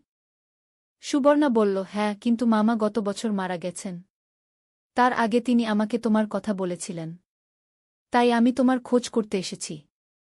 রাহুল, মায়া আর অর্জুন সবাই বেরিয়ে এলো। আমি তাদের সাথে সুবর্ণার পরিচয় করিয়ে দিলাম। সুবর্ণা বলল, রাহুল, তুমি কত বড় হয়েছ। আমি তোমার ছোটবেলার ছবি দেখেছি। রাহুল অবাক হয়ে বলল, আপনি আমার ছোটবেলার ছবি দেখেছেন? সুবর্ণা বলল, হ্যাঁ, আমার কাছে তোমাদের পরিবারের অনেক ছবি আছে। মামা গোপনে তোমাদের খবরাখবর নিতেন। আমি বললাম, তাহলে মামা আমাদের চিনতেন? সুবর্ণা বলল, হ্যাঁ, তিনি প্রতি বছর তোমার খোঁজখবর নিতেন। কিন্তু তোমাদের জীবনে হস্তক্ষেপ করতে চাইতেন না। বিশ্বনাথ বলল, সুবর্ণা, তুমি আমাদের সাথে থাকো। আমাদের বাড়িতে যথেষ্ট জায়গা আছে। সুবর্ণা বলল, আমি কি পারি? আমার কোনো ঠিকানা নেই। আমি বললাম, অবশ্যই পারিস। তুই আমার বোন। এভাবে আমাদের পরিবারে আরেকজন নতুন সদস্য যুক্ত হল। কিন্তু সুবর্ণা একটা অদ্ভুত খবর নিয়ে এলো। সে বলল, সুনয়না, আমাদের বাবা মা সম্পর্কে তোমার কি কিছু জানা আছে? আমি বললাম, তারা তো অনেক বছর আগে মারা গেছে। সুবর্ণা বলল, না, তারা মরেনি। তারা এখনও বেঁচে আছে। তারা কলকাতায় থাকে। আমি অবিশ্বাসের সাথে বললাম, কি বলছিস তুই? আমাকে তো বলা হয়েছিল যে তারা মারা গেছে। সুবর্ণা বলল, না বোন, তোমাকে মিথ্যা বলা হয়েছে। আমাদের বাবা মা আসলে তোমাকে দূরে রাখতে চেয়েছিলেন। কারণ তারা জানতেন যে তুমি জানলে তাদের কাছে চলে যাবে। আমি বললাম, কিন্তু কেন তারা আমাকে দূরে রাখতে চাইবেন? সুবর্ণা বলল, বোন, আমাদের পরিবারের একটা বড় রহস্য আছে। আমাদের বাবা একজন গোয়েন্দা অফিসার ছিলেন। তিনি একটা বিপজ্জনক মিশনে জড়িত ছিলেন। তাই তিনি আমাদের নিরাপত্তার জন্য আলাদা আলাদা জায়গা রেখেছিলেন। রাহুল বলল, মানে নানা একজন গোয়েন্দা ছিলেন? সুবর্ণা বলল, হ্যাঁ রাহুল। তোমার নানা এখনও সরকারের গোপনীয় কাজে নিয়োজিত আছেন। আমি বললাম, তাহলে আমি তাদের সাথে দেখা করতে পারি? সুবর্ণা বলল, পারিস, কিন্তু একটু সাবধান থাকতে হবে। তাদের শত্রু আছে। পরের সপ্তাহে আমরা সবাই মিলে কলকাতায় গেলাম আমাদের বাবা মার সাথে দেখা করতে। কলকাতায় পৌঁছে দেখি আমাদের বাবা মা একটা ছোট বাড়িতে থাকেন। তারা আমাদের দেখে খুব খুশি হলেন। বাবা আমাকে জড়িয়ে ধরে কাঁদতে লাগলেন। বললেন, সুনয়না, আমি কত বছর ধরে তোর অপেক্ষায় ছিলাম। আমি বললাম, বাবা, তুমি আমাকে মিথ্যা বলেছিলে কেন? আমাকে বলা হয়েছিল যে তোমরা মারা গেছ। বাবা বললেন, মা, আমি তোকে রক্ষা করার জন্য এটা করেছিলাম। আমার অনেক শত্রু আছে। তারা আমার পরিবারকে ক্ষতি করতে চায়। মা বললেন, সুনয়না, তুই কেমন আছিস? তোর সন্তানরা কেমন? আমি রাহুল আর মায়াকে তাদের সাথে পরিচয় করিয়ে দিলাম। অর্জুনকেও বললাম যে সে আমাদের পরিবারের একজন। বাবা রাহুলকে দেখে বললেন, এই ছেলে দেখতে তোর মতোই। খুব ভালো ছেলে লাগছে। রাহুল বলল, না না, আপনি সত্যিই একজন গোয়েন্দা? বাবা হাসলেন। বললেন, হ্যাঁ রাহুল, আমি সরকারের হয়ে গুপ্তচর বৃত্তি করি। মায়া বলল, ওয়াও, এটা তো খুব রোমাঞ্চকর। কিন্তু সেই রাতেই একটা ভয়ানক ঘটনা ঘটল। মাঝরাতে আমরা একটা বিস্ফোরণের শব্দ শুনলাম। বাবা তাড়াতাড়ি উঠে বললেন, সবাই তৈরি হও। আমাদের শত্রুরা আমাদের খুঁজে পেয়েছে। আমি ভয় পেয়ে বললাম, কি হচ্ছে বাবা? বাবা বললেন, আমাদের এখানে থাকা নিরাপদ নয়। তোমাদের সবাইকে আমার সাথে আসতে হবে। আমরা সবাই তাড়াতাড়ি কাপড়চোপড় গুছিয়ে নিলাম। বাবা একটা গোপন পথ দিয়ে আমাদের বের করে নিয়ে গেলেন। রাস্তায় বেশ কয়েকটা কালো গাড়ি আমাদের তাড়া করছিল। বাবা খুব দক্ষতার সাথে গাড়ি চালিয়ে তাদের থেকে পালিয়ে গেলেন। আমি বললাম, বাবা, এরা কারা? বাবা বললেন, এরা একটা আন্তর্জাতিক চোরাচালান চক্রের সদস্য। আমি তাদের একটা বড় অপারেশন ফাঁস করে দিয়েছিলাম। তাই তারা আমার প্রতিশোধ নিতে চায়। রাহুল বলল, নানা, আমরা কি করব? বাবা বললেন, আমাদের একটা নিরাপদ জায়গায় যেতে হবে। আমার সরকারি কলিগরা আমাদের সাহায্য করবে। আমরা একটা গোপন স্থানে পৌঁছালাম। সেখানে আরও কয়েকজন গোয়েন্দা অফিসার ছিল। একজন অফিসার বললেন, রহিম সাহেব, আপনার পরিবার নিরাপদে আছে। কিন্তু আরও কিছুদিন লুকিয়ে থাকতে হবে। বাবা বললেন, ঠিক আছে। আমার পরিবারের নিরাপত্তাই আমার কাছে সবচেয়ে গুরুত্বপূর্ণ। কিন্তু এই গোপন স্থানে থাকার সময় আরও একটা অবিশ্বাস্য তথ্য জানলাম। সুবর্ণা আমাকে একটা নদীর ধারে সেই গা। প্রথম অধ্যায়, শুরুজাত। পদ্মা নদীর ধারে একটা ছোট্ট গ্রাম ছিল, নাম তার রূপসী গ্রাম। গ্রামের নাম শুনলেই মনে হতো কত সুন্দর হবে। আর সত্যিই গ্রামটা ছিল অপূর্ব সুন্দর। সবুজ ধানক্ষেত, নারিকেল আর সুপারি গাছের সারি, আর নদীর শীতল হাওয়া, সব মিলিয়ে এক স্বর্গের মতো জায়গা। এই গ্রামেই থাকত একটা ছেলে, নাম তার আলম। বয়স তখন 17 কি 18 হবে। ফর্সা রং, লম্বা চুল, আর চোখে একটা স্বপ্ন, বড় হয়ে সে লেখক হবে। প্রতিদিন সন্ধ্যায় নদীর ধারে বসে সে লিখত তার ডায়েরিতে। কখনো কবিতা, কখনো গল্প, কখনো শুধু মনের কথা। আলমের বাবা মোক্তার সাহেব ছিলেন গ্রামের স্কুলের প্রধান শিক্ষক। মা রহিমা বেগম ছিলেন একজন নরম মনের মহিলা, যিনি সবসময় সবার জন্য রান্না করতেন। তাদের ছোট্ট টিনের চালের বাড়িটা ছিল গ্রামের মাঝখানে। আলমের একটা ছোট বোন ছিল, সামিয়া। বয়স তার 10 বছর। চঞ্চল, দুষ্টু, কিন্তু খুব মিষ্টি। সে সবসময় ভাইয়ের পিছন পিছন ঘুরত। ভাইয়া, আমাকে নিয়ে চলো না। এই ছিল তার প্রিয় সংলাপ। দ্বিতীয় অধ্যায়, নতুন প্রতিবেশী। একদিন গ্রামে নতুন একটা পরিবার এলো। তারা ঢাকা থেকে এসেছিল। বাবা একজন সরকারি চাকরিজীবী, বদলি হয়ে এই উপজেলায় এসেছেন। তাদের সাথে ছিল একটা মেয়ে, নাম তার তানিয়া। তানিয়া ছিল আলমের সমবয়সী। লম্বা চুল, বড় বড় চোখ, আর মুখে সবসময় একটা হাসি। সে ছিল খুবই পড়ুয়া। বই পড়তে তার খুব ভালো লাগত। প্রথম দিন যখন সে গ্রামের স্কুলে ভর্তি হল, তখন সবাই অবাক হয়ে তাকে দেখছিল। শহুরে মেয়ে, কিন্তু কোনো অহংকার নেই। আলম আর তানিয়ার প্রথম দেখা হয়েছিল স্কুলের লাইব্রেরিতে। দুজনেই একই বই খুঁজছিল, রবীন্দ্রনাথের গোরাগু। তুমিও রবীন্দ্রনাথ পড়ো? আলম জিজ্ঞেস করেছিল। হ্যাঁ, আমার খুব প্রিয়। তুমি? তানিয়া হেসে জবাব দিয়েছিল। সেই থেকে তাদের বন্ধুত্ব শুরু। প্রতিদিন স্কুলে, লাইব্রেরিতে, আর কখনো কখনো নদীর ধারে বসে তারা গল্প করত। সাহিত্য নিয়ে, জীবন নিয়ে, স্বপ্ন নিয়ে। তৃতীয় অধ্যায়, স্বপ্নের কথা।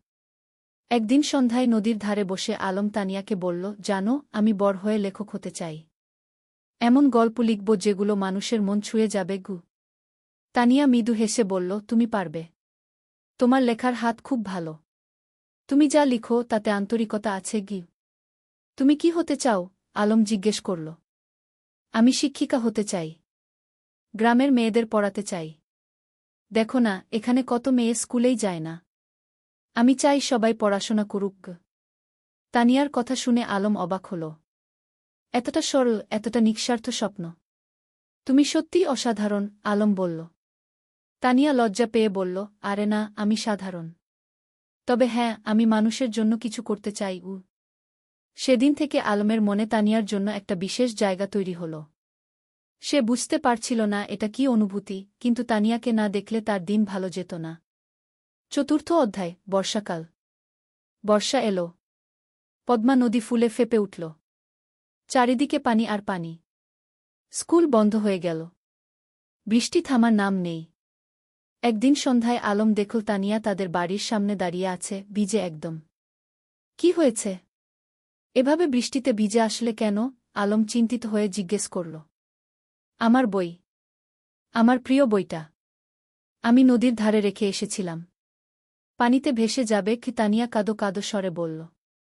আলম কিছু না ভেবে ছাতা নিয়ে বেরিয়ে পড়ল। বৃষ্টি তখন মুষলধারে পড়ছে।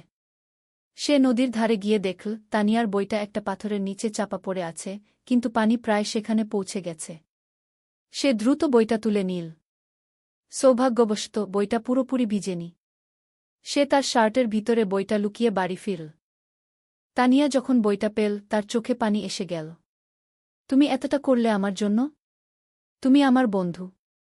বন্ধুর জন্য এটুকু তো করাই যায়, আলম হেসে বলল। সেদিন থেকে তানিয়াও বুঝতে পারল আলম তার কাছে শুধু একজন বন্ধু নয়, আরও বেশি কিছু। পঞ্চম অধ্যায়, গ্রামের মেলা। শরৎকাল এলো। গ্রামে বড় মেলা বসল। নৌকা বাইচ, পুতুল নাচ, জারি গান, কত কিছু। সারা গ্রামে উৎসবের আমেজ। আলম আর তানিয়া একসাথে মেলা ঘুরছিল। স্বামীয়াও ছিল তাদের সাথে। সে দুষ্টুমি করে বলল, ভাইজা, তানিয়া আপু তোমার বউ হবে? আলম আর তানিয়া দুজনেই লজ্জা পেয়ে গেল। আলম স্বামীয়াকে বকা দিল, কিন্তু মনে মনে সে ভাবছিল, সত্যিই তো, তানিয়াকে ছাড়া তার জীবন অসম্পূর্ণ মনে হয়। মেলায় একটা পুতুলের দোকানে তানিয়া একটা সুন্দর পুতুল দেখে মুগ্ধ হয়ে গেল। কিন্তু দাম শুনে হতাশ হল, 50 টাকা। তার কাছে এত টাকা ছিল না। আলম চুপি চুপি পুতুলটা কিনে নিল। মেলা শেষে যখন বাড়ি ফিরছিল তখন সে তানিয়াকে পুতুলটা দিল। এটা তুমি আমার জন্য? তানিয়া অবাক হয়ে বলল। তুমি যেটা চেয়েছিলে সেটা তোমার হওয়া উচিত, আলম মৃদু হেসে বলল। তানিয়া পুতুলটা বুকে জড়িয়ে ধরল। ধন্যবাদ, আলম। তুমি সত্যিই খুব ভালো। সেদিন রাতে আলম তার ডায়েরিতে লিখল, আজ আমি বুঝেছি ভালোবাসা কাকে বলে। যাকে দেখলে বুক ভরে যায়, যার জন্য নিজের সবকিছু দিয়ে দিতে ইচ্ছা করে, সেই তো ভালোবাসা। ষষ্ঠ অধ্যায়, সংকট। কিন্তু জীবন তো সবসময় সুখের থাকে না। একদিন আলমের বাবা হঠাৎ অসুস্থ হয়ে পড়লেন। ডাক্তার বলল তাকে ঢাকায় নিয়ে যেতে হবে ভালো চিকিৎসার জন্য। আলম দুশ্চিন্তায় পড়ে গেল। ঢাকায় যেতে হলে অনেক টাকা লাগবে। তাদের পরিবার তো সচ্ছল নয়। তানিয়া যখন এ খবর পেল সে তার বাবাকে বলল। তানিয়ার বাবা একজন ভালো মানুষ ছিলেন। তিনি আলমের বাবার চিকিৎসার জন্য টাকা দিতে রাজি হলেন। না না, এভাবে আমরা নিতে পারব না, মোক্তার সাহেব বললেন। আপনি আমার মেয়ের শিক্ষকের বাবা। আমার দায়িত্ব আপনার সেবা করা, তানিয়ার বাবা বললেন। শেষ পর্যন্ত আলমের বাবাকে ঢাকায় নিয়ে যাওয়া হল। আলম আর তার মা তার সাথে গেল। স্বামিয়া থেকে গেল গ্রামে তানিয়াদের বাড়িতে। ঢাকায় থাকতে হল প্রায় 1 মাস। সেই 1 মাস আলম প্রতিদিন তানিয়াকে চিঠি লিখত। মোবাইল ফোন তো তখন সবার ছিল না। চিঠি ছিল যোগাযোগের মাধ্যম। তানিয়াও প্রতিদিন চিঠির অপেক্ষায় থাকত। আলমের চিঠি পড়ে সে বুঝতে পারত আলম কতটা কষ্টে আছে, কতটা দুশ্চিন্তায় আছে। সে নিজেও আলমের জন্য দোয়া করত। সপ্তম অধ্যায়, ফিরে আসা। অবশেষে মোক্তার সাহেব সুস্থ হয়ে উঠলেন। ডাক্তার বললেন এখন তিনি বাড়ি যেতে পারবেন। কিন্তু সতর্ক থাকতে হবে। যেদিন আলম গ্রামে ফিরল সেদিন পুরো গ্রাম খুশিতে আত্মহারা। সবাই মোক্তার সাহেবকে দেখতে এলো। তানিয়াও এলো স্বামিয়াকে নিয়ে। আলম তানিয়াকে দেখে বলল, তোমার চিঠিগুলো আমাকে শক্তি দিয়েছে। ঢাকায় যখন খুব কষ্ট লাগত তখন তোমার চিঠি পড়ে আবার ভালো লাগত। আমি জানতাম তুমি ফিরে আসবে। আমি বিশ্বাস রাখিনি, হারাইনি, তানিয়া মৃদু হেসে বলল। সেদিন বিকেলে নদীর ধারে বসে আলম তানিয়াকে বলল, তানিয়া, আমি তোমাকে কিছু বলতে চাই। বলো, তানিয়া বলল। আমি তোমাকে ভালোবাসি। ঢাকায় থাকার সময় প্রতিটা মুহূর্তে তোমার কথা মনে পড়েছে। তুমি ছাড়া আমার জীবন অর্থহীন। তানিয়া কিছুক্ষণ চুপ করে রইল। তারপর বলল, আমিও তোমাকে ভালোবাসি, আলম। কিন্তু আমরা এখনো ছোট। আমাদের পড়াশোনা শেষ করতে হবে, নিজেদের প্রতিষ্ঠিত করতে হবে। তারপর আমরা একসাথে থাকব। আলম তার কথা শেষ করল। হ্যাঁ, একসাথে থাকব, তানিয়া হেসে মাথা নাড়ল।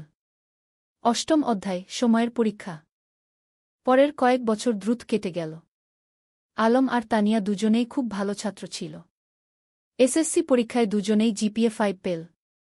এরপর তারা ঢাকায় কলেজে ভর্তি হল। আলম নটরডেম কলেজে আর তানিয়া হলিক্রস কলেজে। গ্রাম ছেড়ে শহরে আসতে হল। শহরের জীবন ছিল অন্যরকম। ব্যস্ততা, ভিড়, শব্দ, সবকিছু গ্রামের থেকে আলাদা। কিন্তু আলম আর তানিয়া তাদের লক্ষ্য থেকে বিচলিত হল না। প্রতি সপ্তাহান্তে তারা দেখা করত। কখনো রমনা পার্কে, কখনো টিএসসিতে, কখনো কোনো বইয়ের দোকানে। তারা একে অপরকে উৎসাহ দিত, সাহস দিত। এইচএসসি পরীক্ষায়ও দুজনেই ভালো ফল করল। আলম ঢাকা বিশ্ববিদ্যালয়ে বাংলা সাহিত্যে ভর্তি হল, আর তানিয়া শিক্ষা বিভাগে। কিন্তু বিশ্ববিদ্যালয়ের জীবনে নতুন চ্যালেঞ্জ এল। রাজনীতি, সেশনজট, আর্থিক সংকট, নানা সমস্যা। কখনো কখনো আলমের মনে হতো সে হয়তো লেখক হতে পারবে না। তানিয়াও মাঝে মাঝে হতাশ হতো। কিন্তু তারা একে অপরকে সাহায্য করত। আলম যখন হতাশ হতো, তানিয়া তাকে মনে করিয়ে দিত তার স্বপ্নের কথা। তানিয়া যখন ভেঙে পড়ত, আলম তাকে শক্তি যোগাত। নবম অধ্যায়, স্বপ্ন পূরণের পথে। স্নাতক শেষ করার পর আলম একটা পত্রিকায় চাকরি পেল, সাংবাদিক হিসেবে। বেতন খুব বেশি না, কিন্তু লেখার সুযোগ ছিল। সে ফিচার লিখত, গল্প লিখত। তানিয়া একটা স্কুলে শিক্ষিকা হিসেবে যোগ দিল। তার স্বপ্ন ছিল গ্রামে ফিরে যাওয়া, কিন্তু সে জানত এখনও সময় হয়নি। আগে অভিজ্ঞতা অর্জন করতে হবে। একদিন আলম একটা প্রকাশনা সংস্থায় তার লেখা গল্পের পাণ্ডুলিপি জমা দিল। সে একটা উপন্যাস লিখেছিল, নদীর ধারে সেই গাগু। এটা ছিল তাদের নিজেদের গল্প, তাদের গ্রামের গল্প। কয়েক মাস পর প্রকাশক ফোন করলেন। আপনার বই আমরা প্রকাশ করতে চাই। গল্পটা খুব সুন্দর, আবেগময়। আলম বিশ্বাস করতে পারছিল না। তার স্বপ্ন সত্যি হচ্ছে। সে প্রথমেই তানিয়াকে খবরটা দিল। আমি জানতাম তুমি পারবে। তুমি তো সত্যিই লেখক। তানিয়া খুশিতে আটখানা। বইটা প্রকাশিত হওয়ার পর বেশ সাড়া পড়ে গেল। পাঠকরা ভালো সাড়া দিল। সমালোচকরাও প্রশংসা করল। দশম অধ্যায়, ঘরে ফেরা। 5 বছর পর আলম আর তানিয়া সিদ্ধান্ত নিল তারা গ্রামে ফিরে যাবে। ঢাকায় তারা যা অর্জন করতে চেয়েছিল তা করেছে। এখন সময় এসেছে নিজেদের শেকডে ফিরে যাওয়ার। তারা বিয়ে করল। সাদামাটা অনুষ্ঠান, কিন্তু পূর্ণ আন্তরিকতায়। পুরো গ্রাম এসেছিল তাদের বিয়েতে। তোমরা আমাদের গর্ব, মুক্তার সাহেব আবেগে বললেন। বিয়ের পর তারা গ্রামেই থেকে গেল। আলম লেখালেখি চালিয়ে গেল। সে গ্রামের গল্প লিখত, সাধারণ মানুষের গল্প। তার বই পরপর সফল হতে লাগল। তানিয়া গ্রামে একটা স্কুল খুল। বিনামূল্যে গরিব মেয়েদের পড়াতে লাগল। সে তার স্বপ্ন পূরণ করছিল। একাদশ অধ্যায়, নতুন প্রজন্ম। 3 বছর পর তাদের একটা মেয়ে হল। নাম রাখল রূপা। ছোট্ট, ফুটফুটে, ঠিক যেন তানিয়ার মতো। রূপা বড় হতে লাগল গ্রামের মুক্ত পরিবেশে। নদীর ধারে খেলা, মাঠে দৌড়ানো, গাছে চড়া, সবকিছু। আলম তাকে গল্প শোনাত, তানিয়া তাকে পড়াত। একদিন রূপা জিজ্ঞেস করল, বাবা, তুমি আর মা কিভাবে পরিচিত হলে? আলম হেসে বলল, সেটা একটা লম্বা গল্প মা। একদিন তোমাকে পুরো গল্প শোনাবগু। এখন শোনাও না, রূপা জেদ করল। আলম তানিয়ার দিকে তাকাল। তানিয়া হেসে মাথা নাড়ল। ঠিক আছে, শোনো তাহলে। অনেক বছর আগে এই নদীর ধারে 2 ছেলে মেয়ে পরিচিত হয়েছিল। দ্বাদশ অধ্যায়, পূর্ণতা। বছর কেটে গেল। আলমের বই এখন দেশজুড়ে জনপ্রিয়। সে একজন প্রতিষ্ঠিত লেখক। কিন্তু খ্যাতি তাকে বদলায়নি। সে এখনও সেই সরল, বিমলি আলম। তানিয়ার স্কুল এখন বড় হয়েছে। শত শত মেয়ে সেখানে পড়ছে। অনেকে এখন কলেজে, বিশ্ববিদ্যালয়ে। তানিয়া তাদের সবার কাছে একজন আদর্শ। একদিন সন্ধ্যায় নদীর ধারে বসে আলম তানিয়াকে বলল, তুমি জানো, এই জায়গাটাই আমার সবচেয়ে প্রিয়। এখানেই আমরা প্রথম একসাথে বসেছিলাম, স্বপ্নের কথা বলেছিলাম। আর এখন সেই স্বপ্ন পূরণ হয়েছে, তানিয়া বলল। শুধু পূরণই না, আরও বেশি কিছু পেয়েছি। তোমাকে পেয়েছি, রূপাকে পেয়েছি, এই সুন্দর জীবনটা পেয়েছি। রূপা তখন দৌড়ে এসে তাদের কোলে বসল। বাবা, আমি বড় হয়ে তোমার মতো লেখক হব। আলম হেসে মেয়ের মাথায় হাত বুলিয়ে দিল। তুমি যা হতে চাও তাই হবে মা। আমরা তোমার পাশে আছি। সূর্য তখন অস্ত যাচ্ছে নদীর ওপারে। লাল কমলা আকাশ, নদীর শীতল বাতাস, আর পরিবারের উষ্ণতা, এর চেয়ে সুন্দর আর কি হতে পারে? ত্রয়োদশ অধ্যায়, গ্রামের উন্নয়ন। আলম আর তানিয়া শুধু নিজেদের নিয়েই ব্যস্ত ছিল না, তারা পুরো গ্রামের উন্নয়ন নিয়ে ভাবত।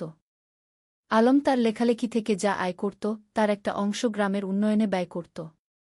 তারা গ্রামে একটা লাইব্রেরি খুল। হাজার হাজার বই নিয়ে। গ্রামের যে কেউ এসে বই পড়তে পারত। ছোট ছেলেমেয়েরা বিকেলে এসে বই পড়ত, গল্প শুনত। জ্ঞানী শক্তি, আলম সবসময় বলত। আমরা যদি আমাদের নতুন প্রজন্মকে শিক্ষিত করতে পারি তাহলে গ্রাম এমনিতেই উন্নত হবে। তানিয়া তার স্কুলে শুধু পড়াশোনাই শেখাত না, জীবন দক্ষতাও শেখাত। মেয়েদের শেখাত কিভাবে আত্মবিশ্বাসী হতে হয়, কিভাবে নিজের মতামত প্রকাশ করতে হয়, কিভাবে স্বাবলম্বী হতে হয়। শিক্ষা মানে শুধু বই পড়া নয়, তানিয়া বলত। শিক্ষা মানে জীবনকে বুঝতে শেখা, মানুষ হয়ে ওঠা। গ্রামের মানুষ তাদের এই প্রচেষ্টায় খুব খুশি ছিল। যারা আগে মেয়েদের স্কুলে পাঠাতে চাইত না, তারাও এখন পাঠাতে শুরু করেছে। একদিন গ্রামের প্রবীণ হাজী সাহেব আলমকে বললেন, বাবা, তোমরা আমাদের গ্রামের জন্য যা করছ সেটা আল্লাহ কবুল করুন। তোমরা না থাকলে আমাদের গ্রাম এখনও অন্ধকারেই থাকত। আলম বিনয়ের সাথে বলল, চাচা, আমরা তো এই গ্রামেরই সন্তান। আমাদের দায়িত্ব এই গ্রামের সেবা করা। চতুর্দশ অধ্যায়, বাধা আর সংগ্রাম। কিন্তু জীবন তো সবসময় মসৃণ পথে চলে না। একদিন গ্রামে একটা বড় সমস্যা দেখা দিল। পদ্মা নদীর ভাঙন শুরু হল। প্রতিদিন নদী গ্রামের জমি গিলে খাচ্ছে। অনেক পরিবার তাদের বাড়িঘর হারাচ্ছে। ফসলের জমি নদীতে তলিয়ে যাচ্ছে। মানুষ আতঙ্কিত। আলম আর তানিয়া বসে থাকল না। তারা একটা সভা ডাকল। পুরো গ্রামের মানুষ এলো। আমরা যদি একসাথে কাজ করি তাহলে আমরা নদীর ভাঙন রোধ করতে পারব, আলম বলল। আমাদের সরকারের কাছে দরখাস্ত দিতে হবে, আমাদের নিজেদেরও কিছু পদক্ষেপ নিতে হবে। তারা একটা কমিটি গঠন করল। জেলা প্রশাসকের কাছে দরখাস্ত দিল। সংবাদপত্রে লিখল। আলম তার লেখনির মাধ্যমে এই সমস্যা তুলে ধরল সারা দেশে। কয়েক মাসের সংগ্রামের পর সরকার নড়েচড়ে বসল। নদীর তীরে বাঁধ নির্মাণের কাজ শুরু হল। ধীরে ধীরে ভাঙন থামল। গ্রামের মানুষ স্বস্তির নিঃশ্বাস ফেল। তোমরা আমাদের গ্রামকে বাঁচিয়েছ, একজন বৃদ্ধ আলমকে আশীর্বাদ করলেন। আমরা সবাই মিলে বাঁচিয়েছি, আলম বলল। এটা সবার প্রচেষ্টার ফল। পঞ্চদশ অধ্যায়, রূপার স্বপ্ন। রূপা এখন 10 বছরের। খুব মেধাবী মেয়ে। স্কুলে সব সময় প্রথম হয়। কিন্তু শুধু পড়াশোনায় নয়, সে খেলাধুলায়, গানেও ভালো। একদিন রূপা তার বাবা-মাকে বলল, আমি ডাক্তার হতে চাই। গ্রামের মানুষদের সেবা করব। আলম আর তানিয়া খুশি হল। তাদের মেয়ে অন্যের সেবা করতে চায়, এর চেয়ে বড় গর্বের আর কি হতে পারে। তুমি যা হতে চাও, আমরা তোমাকে সাহায্য করব, তানিয়া বলল। কিন্তু রূপার একটা শর্ত ছিল। আমি ঢাকায় না, গ্রামেই থাকব। এখানেই পড়ব, এখানেই ডাক্তারি করব। আলম হেসে বলল, কেন মা? ঢাকায় তো ভালো সুযোগ পাবে। বাবা, তুমি আর মা যেমন গ্রামে ফিরে এসেছ, আমিও তাই চাই। গ্রামের মানুষদের সবচেয়ে বেশি সাহায্যের দরকার। এই কথা শুনে আলমের চোখে পানি এসে গেল। তার মেয়ে তার আদর্শকে ধারণ করছে। রূপা খুব পরিশ্রমী ছিল। প্রতিদিন ভোরে উঠে পড়াশোনা করত। মায়ের স্কুলে ছোটদের পড়াতে সাহায্য করত। বাবার লেখার কাজেও হাত লাগাত। রূপা, তুমি এত কাজ করো, ক্লান্ত হয়ে যাও না? তানিয়া একদিন জিজ্ঞেস করল। না মা, আমি যখন মানুষের উপকার করি তখন আমার ভালো লাগে। ক্লান্তি লাগে না, রূপা হেসে জবাব দিল। ষোড়শ অধ্যায়, পুরস্কার। আলমের লেখালেখি এখন দেশের সীমা পেরিয়ে গেছে। তার বই অনুবাদ হয়েছে বিভিন্ন ভাষা। বিদেশেও পাঠক তৈরি হয়েছে। একদিন একটা খবর এলো। আলম জাতীয় সাহিত্য পুরস্কার পেতে যাচ্ছে। এটা দেশের সর্বোচ্চ সাহিত্য পুরস্কার। পুরো গ্রাম আনন্দে উদ্বেলিত। আমাদের আলম জাতীয় পুরস্কার পাবে, সবাই গর্ব করে বলতে লাগল। পুরস্কার দেওয়ার অনুষ্ঠান হল ঢাকায়। প্রধানমন্ত্রী নিজে পুরস্কার তুলে দিলেন আলমের হাতে। আপনার লেখা আমাদের গ্রামবাংলার প্রকৃত চিত্র তুলে ধরে, প্রধানমন্ত্রী বললেন। আপনি দেশের গর্ব। আলম বিনয়ের সাথে পুরস্কার নিল। তার মনে পড়ল সেই দিনগুলোর কথা, যখন সে নদীর ধারে বসে স্বপ্ন দেখত লেখক হওয়ার। পুরস্কার পাওয়ার পর আলম একটা বক্তৃতা দিল। এই পুরস্কার শুধু আমার একার নয়। এটা আমার স্ত্রী তানিয়ার, আমার মেয়ে রূপার, আমার গ্রামের সব মানুষের। তারা আমাকে অনুপ্রাণিত করেছে, সাহস দিয়েছে। তানিয়ার চোখে খুশির অশ্রু। তার স্বামী এত বড় সম্মান পেল, কিন্তু তবুও সে নিজের কৃতিত্ব সবার সাথে ভাগ করে নিচ্ছে। সপ্তদশ অধ্যায়, তানিয়ার স্বীকৃতি। আলমের পুরস্কার পাওয়ার 1 বছর পর তানিয়াও একটা সম্মান পেল। সরকার তাকে সেরা শিক্ষক পুরস্কার দিল। তার স্কুল থেকে যে মেয়েরা বের হয়ে গেছে তারা এখন বিভিন্ন ক্ষেত্রে প্রতিষ্ঠিত। কেউ ডাক্তার, কেউ ইঞ্জিনিয়ার, কেউ শিক্ষক, কেউ উদ্যোক্তা। পুরস্কার নেওয়ার সময় তানিয়া বলল, আমি শুধু বীজ বপন করেছি। এই মেয়েরাই আমার আসল পুরস্কার। তারা নিজেদের প্রতিষ্ঠিত করেছে, সমাজে অবদান রাখছে গি। তার স্কুলের একজন প্রাক্তন ছাত্রী, যে এখন একজন সফল ব্যবসায়ী, মঞ্চে উঠে এসে বলল, ম্যাডাম না থাকলে আমি আজ এখানে থাকতাম না। তিনি আমাকে শুধু পড়াশোনাই শেখাননি, আত্মবিশ্বাস শিখিয়েছেন গু। রূপা তখন মঞ্চের নিচে বসে মায়ের দিকে তাকিয়েছিল গর্বিত চোখে। আমার মা সত্যিই সেরা, সে মনে মনে বলল। অষ্টাদশ অধ্যায়, সময়ের প্রবাহ। আরও কয়েক বছর কেটে গেল। রূপা এখন অষ্টম শ্রেণীতে। খুব ভালো ছাত্রী। তার স্বপ্ন ডাক্তার হওয়ার, সেই স্বপ্ন এখনও অটুট। আলম এখনও লিখে যাচ্ছে। তার নতুন একটা উপন্যাস বের হল, জোছনা রাতের স্বপ্ন উ। এটাও বেশ জনপ্রিয় হল। তানিয়ার স্কুল এখন অনেক বড়। ৩০০ জন ছাত্রী, ১০ জন শিক্ষক, একটা পূর্ণাঙ্গ শিক্ষা প্রতিষ্ঠান। গ্রামটাও অনেক বদলে গেছে। এখন পাকা রাস্তা, বিদ্যুৎ, স্বাস্থ্যকেন্দ্র, সবকিছু আছে। কিন্তু গ্রামের আত্মা, সেই সারল্য, সেই ভালোবাসা, সেটা আছে অক্ষুণ্ণ। একদিন সন্ধ্যায় পুরো পরিবার নদীর ধারে বসেছিল। আলম, তানিয়া, রূপা আর শামিয়া। শামিয়া এখন বিবাহিত, তার একটা ছেলে আছে। ভাইয়া, মনে আছে যখন আমি ছোট ছিলাম, তুমি আর ভাবি এখানে বসে গল্প করতে? শামিয়া হেসে বলল। মনে আছে, আলম হেসে বলল। সেই সময়গুলো কত সুন্দর ছিল। এখনকার সময়ও কম সুন্দর নয়, তানিয়া বলল। আমরা একসাথে আছি, সুস্থ আছি, খুশি আছি, এর চেয়ে বড় সৌভাগ্য আর কি? রূপা বলল, বাবা, তোমার আর মায়ের মতো আমিও একজন ভালো মানুষকে জীবনসঙ্গী হিসেবে পেতে চাই উ। আলম মেয়ের মাথায় হাত রেখে বলল, তুমি পাবে মা। তবে তার আগে তোমার স্বপ্ন পূরণ করো। ডাক্তার হও। তারপর জীবনসঙ্গী খুঁজবে গু। ৪৯ অধ্যায়, নতুন চ্যালেঞ্জ। রূপা এসএসসি পরীক্ষা দিল। ফলাফল বেরোল, জিপিএ ৫। পুরো গ্রাম খুশি। আলম আর তানিয়া গর্বিত। কিন্তু এখন একটা বড় সিদ্ধান্ত নিতে হবে। রূপা ডাক্তার হতে চায়, আর তার জন্য তাকে মেডিকেল কলেজে ভর্তি হতে হবে। কিন্তু গ্রামে তো মেডিকেল কলেজ নেই। বাবা, আমি ঢাকা মেডিকেলে ভর্তি হতে চাই, রূপা বলল। আলম একটু চিন্তিত হল। কিন্তু তুমি তো বলেছিলে গ্রামে থাকবে। হ্যাঁ বাবা, আমি গ্রামে ফিরে আসব। কিন্তু ভালো ডাক্তার হতে হলে ভালো প্রতিষ্ঠান থেকে পড়তে হবে। আমি ৫ বছর ঢাকায় থাকব, তারপর ফিরে আসব এবং গ্রামে একটা হাসপাতাল খুলব। তানিয়া বলল, মেয়েটা ঠিকই বলছে। আমরাও তো ঢাকায় গিয়ে পড়াশোনা করেছিলাম। তারপর ফিরে এসেছি গু। রূপা ঢাকা মেডিকেল কলেজে ভর্তি হল। প্রথম দিকে গ্রাম ছেড়ে যেতে খুব কষ্ট হচ্ছিল, কিন্তু সে জানত এটা তার লক্ষ্যের জন্য প্রয়োজন। আলম আর তানিয়া প্রতি মাসে ঢাকায় যেত মেয়েকে দেখতে। রূপা ফোনে প্রতিদিন কথা বলত। ২০ অধ্যায়, পরিবারের বন্ধন।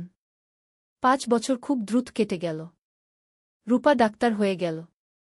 এমবিবিএস পাস করল ভালো ফলসহ। এখন তার সামনে অনেক সুযোগ। ঢাকার বড় বড় হাসপাতাল তাকে চাকরির অফার দিচ্ছে। কিন্তু রূপার লক্ষ্য অন্য। বাবা, আমি গ্রামে ফিরে আসছি, রূপা ফোনে বলল। তুমি নিশ্চিত? ঢাকায় তো অনেক ভালো সুযোগ, আলম বলল। বাবা, আমার স্বপ্ন তো ঢাকায় বড় ডাক্তার হওয়া নয়। আমার স্বপ্ন গ্রামের মানুষের সেবা করা গে। রূপা গ্রামে ফিরে এলো। গ্রামের মানুষ তাকে মাথায় করে নিয়ে এলো। আমাদের নিজের ডাক্তার। সে একটা ছোট ক্লিনিক খুল। বিনামূল্যে গরিব মানুষদের চিকিৎসা দিতে লাগল। যাদের সামর্থ্য আছে তারা দিত। যাদের নেই তাদের কাছ থেকে কিছু নিত না। তুমি কিভাবে চালাবে এভাবে? আলম একদিন জিজ্ঞেস করল। বাবা, তুমি তো লেখক হয়েছ মানুষের সেবা করার জন্য, মা শিক্ষিকা হয়েছে সেবার জন্য। আমিও তাই। টাকা পয়সা পরে দেখা যাবে উ। আলম মেয়েকে জড়িয়ে ধরল। তুমি আমাদের গর্ব উ। ২১ অধ্যায়, নতুন সঙ্গী। রূপা যখন ক্লিনিকে ব্যস্ত, তখন একদিন একজন তরুণ ডাক্তার এলো। তার নাম ফাহিম। সে ঢাকা থেকে এসেছে গ্রামাঞ্চলে স্বেচ্ছাসেবা করতে। ফাহিম আর রূপা একসাথে কাজ করতে লাগল। দুজনেই একই স্বপ্ন দেখে, গ্রামের মানুষের সেবা করা। ধীরে ধীরে তাদের মধ্যে বন্ধুত্ব হল। তারপর সেই বন্ধুত্ব ভালোবাসায় রূপান্তরিত হল। একদিন ফাহিম আলমের কাছে এলো। চাচা, আমি রূপাকে বিয়ে করতে চাই উ। আলম হেসে বলল, তুমি কি রূপাকে জিজ্ঞেস করেছ? হ্যাঁ, সে রাজি, ফাহিম লজ্জা পেয়ে বলল। তানিয়া খুশিতে আটখানা। আমার মেয়ে একজন ভালো মানুষ পেয়েছে গি। রূপা আর ফাহিমের বিয়ে হল। সাদামাটা কিন্তু আন্তরিক অনুষ্ঠান। পুরো গ্রাম এসেছিল। বিয়ের পর তারা দুজন মিলে ক্লিনিক চালাতে লাগল। তারা স্বপ্ন দেখে গ্রামে একটা বড় হাসপাতাল করার। বিংশ অধ্যায় ৩ প্রজন্ম। ২ বছর পর রূপার একটা ছেলে হল। নাম রাখল আয়ান। আলম আর তানিয়া দাদা-দাদি হল। দেখো আমাদের নাতি, আলম আবেগে বলল। তানিয়া শিশুটিকে কোলে নিয়ে বলল, এই শিশু আমাদের ভবিষ্যৎ। এর জন্যই তো আমরা এত কাজ করছি। এখন বাড়িতে ৩ প্রজন্ম। আলমতানিয়া, রূপা, ফাহিম আর ছোট্ট আয়ান। প্রতিদিন সন্ধ্যায় তারা একসাথে বসে। আলম গল্প বলে, তানিয়া গান শোনায়, রূপা দিনের কাজের গল্প বলে। একদিন আয়ান যখন একটু বড় হল, সে জিজ্ঞেস করল, দাদু তুমি কি করো? আলম হেসে বলল, আমি গল্প লিখি নাতুগু। আমাকে একটা গল্প বলো না? ঠিক আছে, শোনো তাহলে। অনেক বছর আগে এই নদীর ধারে কি। আর এভাবেই চলতে থাকে জীবনের গল্প প্রজন্ম থেকে প্রজন্মে। ২৩ অধ্যায় উত্তরাধিকার। আলম এখন ৬০ পেরিয়ে গেছে। চুলদাড়ি পেকে গেছে। কিন্তু লেখার হাত এখনও অক্ষুণ্ণ। সে এখনও প্রতিদিন লেখে। তানিয়াও এখন অবসর নিয়েছে স্কুল থেকে। কিন্তু মাঝে মাঝে যায় ছাত্রীদের সাথে দেখা করতে। একদিন আয়ান, যে এখন ৫ বছরের, দাদুকে জিজ্ঞেস করল, দাদু তুমি কত বই লিখেছ? প্রায় ২০টা, আলম বলল। আমিও বড় হয়ে লেখক হব, আয়ান বলল। রূপা হেসে বলল, তুমি যা হতে চাও তাই হবে গি। আলম নাতিকে কোলে নিয়ে বলল, লেখক হওয়া মানে শুধু বই লেখা নয় বাবা। লেখক হওয়া মানে মানুষের কথা বলা, সত্য বলা, ভালোবাসা ছড়িয়ে দেওয়া গি। আমি সব করব, আয়ান উৎসাহিত হয়ে বলল। তানিয়া নাতিকে আদর করে বলল, তুমি করবে, আমরা জানি গি। ২৪ অধ্যায় গ্রামের হাসপাতাল। রূপা আর ফাহিমের স্বপ্ন ছিল গ্রামে একটা বড় হাসপাতাল খোলার। তারা কয়েক বছর ধরে টাকা জমিয়ে রাখছিল। আলমও তার রয়্যালটির একটা অংশ দিয়েছিল। অবশেষে সেই দিন এল। তারা একটা ৩ তলা হাসপাতাল তৈরি করল। নাম দিল রূপসী হাসপাতাল। উদ্বোধনের দিন পুরো জেলা থেকে মানুষ এল। স্বাস্থ্যমন্ত্রী নিজে এসে উদ্বোধন করলেন। এই হাসপাতাল শুধু একটা স্বাস্থ্যসেবা কেন্দ্র নয়, মন্ত্রী বললেন। এটা একটা স্বপ্নের বাস্তবায়ন। ডা রূপা আর ডা ফাহিম যা করেছেন সেটা অনুকরণীয় গু। হাসপাতালে ১০টা বেড, অপারেশন থিয়েটার, ল্যাবরেটরি, সবকিছু আছে। আর সবচেয়ে বড় কথা, গরিবদের জন্য বিনামূল্যে চিকিৎসার ব্যবস্থা। আলম গর্বে বুক ফুলিয়ে বলল, আমার মেয়ে যা করেছে আমি কলম দিয়ে তা করতে পারিনি গু। তুমি কলম দিয়ে মানুষের মন ছুঁয়েছ, আমি হাত দিয়ে মানুষের শরীর সারাচ্ছি। দুটোই সমান গুরুত্বপূর্ণ, রূপা বলল। ২৫ অধ্যায় প্রত্যাবর্তন। একদিন গ্রামে একটা আশ্চর্য ঘটনা ঘটল। যে ছেলেটা ৩০ বছর আগে গ্রাম ছেড়ে আমেরিকায় গিয়েছিল সে ফিরে এল। তার নাম জামিল। সে আমেরিকায় একজন সফল ব্যবসায়ী। কিন্তু বয়স হয়েছে, এখন শেখদে ফিরতে চায়। জামিল আলমের সাথে দেখা করতে এল। আমি তোমার বই পড়েছি আমেরিকায় বসে। সেই বই পড়ে আমার গ্রামের কথা মনে পড়ে গেল। তাই ফিরে এলাম ঘ। স্বাগতম, আলম হাসি মুখে বলল। জামিল বলল, আমি এই গ্রামের জন্য কিছু করতে চাই। তুমি কি পরামর্শ দাও? আলম ভাবল একটু। তারপর বলল, গ্রামে একটা কারিগরি প্রশিক্ষণ কেন্দ্র খোলো। যুবকদের হাতে কলমে কাজ শেখাও। তাহলে তারা চাকরি পাবে, স্বাবলম্বী হবে গু। জামিল খুশি হল। চমৎকার আইডিয়া। কয়েক মাসের মধ্যে একটা কারিগরি প্রশিক্ষণ কেন্দ্র খোলা হল। সেখানে ছেলেমেয়েরা কম্পিউটার, ইলেকট্রনিক্স, সেলাই, রান্না, নানা বিষয়ে প্রশিক্ষণ পেতে লাগল। এভাবে একে একে গ্রামে নতুন নতুন সুবিধা যুক্ত হতে লাগল। কেউ ফিরে এসে স্কুলে দান করল, কেউ রাস্তা বানিয়ে দিল, কেউ মসজিদ মন্দির সংস্কার করল। আলম দেখছিল আর ভাবছিল, একজন মানুষ যদি ভালো কাজ শুরু করে তাহলে সেটা অন্যদেরও অনুপ্রাণিত করে কি। ২৬ অধ্যায় পরবর্তী প্রজন্ম। আয়ান এখন ১০ বছরের। খুব মেধাবী ছেলে। সে দাদুর কাছে বসে গল্প শোনে, দাদির কাছে থেকে জীবনের পাঠ নেয়। একদিন স্কুলে একটা রচনা প্রতিযোগিতা হল। বিষয় ছিল আমার স্বপ্নের বাংলাদেশ। আয়ান লিখল, আমার স্বপ্নের বাংলাদেশে সবাই শিক্ষিত হবে। কেউ অসুস্থ হলে চিকিৎসা পাবে। কেউ গরিব থাকবে না। সবাই একসাথে মিলেমিশে থাকবে।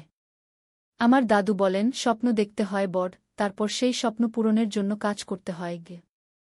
আয়ান প্রথম হল। পুরস্কার পেল। আলম নাতির রচনা পড়ে চোখ ভিজিয়ে ফেল। আমাদের শিক্ষা বৃথা যায়নি। নতুন প্রজন্ম ঠিক পথে আছে গু। ২৭ অধ্যায় জীবনের সন্ধ্যা।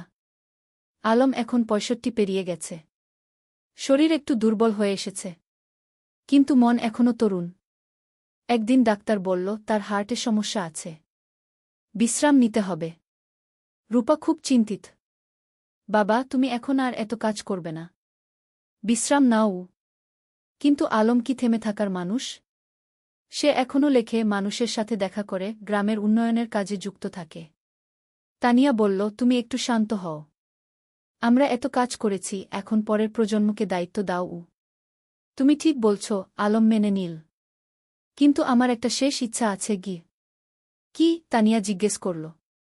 আমি আমাদের জীবনের গল্পটা লিখতে চাই, একটা আত্মজীবনী, যাতে পরের প্রজন্ম জানতে পারে আমরা কিভাবে স্বপ্ন দেখেছিলাম, কিভাবে সেই স্বপ্ন পূরণ করেছিলাম গু।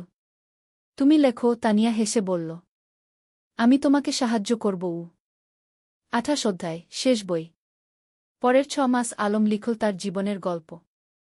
নদীর ধারে সেই গা, একটি জীবন কথা কি নাম দিল। বইটাই ছিল তাদের প্রথম দেখা, প্রথম প্রেম, সংগ্রাম, সফলতা, ব্যর্থতা, সবকিছু। বই প্রকাশিত হওয়ার পর দেশজুড়ে সাড়া পড়ে গেল। মানুষ পড়ল আর অনুপ্রাণিত হল। একজন পাঠক চিঠি লিখল, আপনার বই পড়ে আমি বুঝেছি স্বপ্ন দেখা আর তা পূরণ করা সম্ভব। আমিও এখন আমার গ্রামে ফিরে যাব, কিছু করব। আলম এই চিঠি পড়ে খুশি হল। দেখো তানিয়া, আমাদের জীবন বৃথা যায়নি। আমরা মানুষকে অনুপ্রাণিত করতে পেরেছি। ২৯ অধ্যায় বিদায়। এক শীতের সকালে আলম ঘুম থেকে উঠল না। তার হার্ট অ্যাটাক হয়েছে। রূপা যতই চেষ্টা করল, কিছু করতে পারল না। আলম চলে গেল। পুরো গ্রাম শোকে মুহ্যমান। আমাদের আলম চলে গেল, সবাই কাঁদল। তানিয়া কান্নায় ভেঙে পড়ল। তুমি আমাকে একা ফেলে চলে গেলে। রূপা মাকে সান্ত্বনা দিল। মা, বাবা চলে যায়নি। তার লেখায় সে বেঁচে আছে, তার কাজে সে বেঁচে আছে, আমাদের মধ্যে সে বেঁচে আছে গি। আলমের জানাজায় হাজার হাজার মানুষ এল। তাকে সমাহিত করা হল গ্রামের কবরস্থানে, নদীর পাশে, যেখানে সে জীবনের অনেকটা সময় কাটিয়েছে। ৩০ অধ্যায় উত্তরাধিকার শেষ অধ্যায়। আলমের মৃত্যুর পর তানিয়া ভেঙে পড়েনি। সে আরও শক্ত হয়েছে। আলম চলে গেছে, কিন্তু তার স্বপ্ন চলে যায়নি। আমাকে সেই স্বপ্ন বাঁচিয়ে রাখতে হবে গু। সে গ্রামের লাইব্রেরিটাকে কি আলম স্মৃতি লাইব্রেরিকে নাম দিল। সেখানে আলমের সব বই রাখা হল। রূপা হাসপাতালে আরও বেশি মনোযোগী হল। বাবা চাইতেন আমি মানুষের সেবা করি, আমি তাই করব। ফাহিম তার পাশে থেকে সাহায্য করল। আয়ান, যে এখন ১৫ বছরের, দাদুর মতো লিখতে শুরু করল। সে গল্প লেখে, কবিতা লেখে। একদিন আয়ান তানিয়াকে তার লেখা একটা গল্প দেখাল। গল্পের নাম দাদুর স্বপ্ন। তানিয়া পড়ল। চোখে পানি এলো। তোমার দাদু বেঁচে আছে তোমার মধ্যে গি। বছরের পর বছর কেটে গেল। গ্রামটা আরও উন্নত হল। কিন্তু আলমকে কেউ ভুলল না। প্রতি বছর তার জন্মদিনে গ্রামে একটা সাহিত্য উৎসব হয়। তরুণ লেখকরা আসে, তাদের লেখা পড়ে। তানিয়া এখন ৮০ পেরিয়ে গেছে, কিন্তু এখনও প্রতিদিন স্কুলে যায়, ছাত্রীদের দেখে আসে। একদিন এক তরুণী তানিয়াকে জিজ্ঞেস করল, ম্যাডাম, আপনার আর আলম স্যারের গল্পটা কি সত্যি? তানিয়া হেসে বলল, হ্যাঁ, প্রতিটা শব্দ সত্যি। আমরা স্বপ্ন দেখেছিলাম, আর সেই স্বপ্ন পূরণ করেছিলাম গ। আমিও কি পারব? তরুণী জিজ্ঞেস করল। অবশ্যই পারবে, তানিয়া দৃঢ়তার সাথে বলল। শুধু স্বপ্ন দেখো, তারপর সেই স্বপ্ন পূরণের জন্য কাজ করো। আর কখনো হাল ছেড়ো না গি। সেদিন সন্ধ্যায় নদীর ধারে বসে তানিয়া আকাশের দিকে তাকাল। আলম, তুমি কি দেখছ? আমরা যা শুরু করেছিলাম তা এখনো চলছে। তোমার স্বপ্ন বেঁচে আছে গি। নদীর জল কুলকুল করে বয়ে যাচ্ছে। বাতাসে যেন আলমের কণ্ঠস্বর ভেসে এলো, আমি জানতাম তুমি পারবে। আমরা একসাথে এই স্বপ্ন দেখেছিলাম, তুমি তা বাঁচিয়ে রেখেছ। ধন্যবাদ, তানিয়া গু। তানিয়া হাসল। চোখে পানি, কিন্তু মুখে হাসি। ধন্যবাদ তোমাকে, আলম। তুমি আমার জীবনকে অর্থবহ করেছিলে গ। সমাপ্তি। এই ছিল আলম আর তানিয়ার গল্প। দুটো সাধারণ মানুষ যারা অসাধারণ স্বপ্ন দেখেছিল। আর সেই স্বপ্ন শুধু নিজেদের জন্যই ছিল না, ছিল সবার জন্য। আজও রূপসী গ্রামে যদি যাও, দেখবে আলম স্মৃতি লাইব্রেরি, তানিয়া বালিকা বিদ্যালয়, রূপসী হাসপাতাল, সবকিছু দাঁড়িয়ে আছে। এগুলো শুধু ভবন নয়, এগুলো স্বপ্নের বাস্তবায়ন। আর নদীর ধারে, যেখানে একদিন দুটো তরুণী বসে স্বপ্ন দেখেছিল, সেখানে এখন একটা ফলক লাগানো আছে। তাতে লেখা, যেখানে স্বপ্ন শুরু হয়েছিল। আলম ও তানিয়া, দুই স্বপ্নদ্রষ্টা, দুই সেবক, যারা প্রমাণ করেছেন স্বপ্ন দেখলে এবং কাজ করলে সবকিছুই সম্ভব। শিক্ষা, জীবনে স্বপ্ন দেখো বড়, তারপর সেই স্বপ্ন পূরণের জন্য নিরলসভাবে কাজ করো। নিজের জন্য নয়, সবার জন্য কিছু করার চেষ্টা করো। তাহলেই জীবন সার্থক হবে।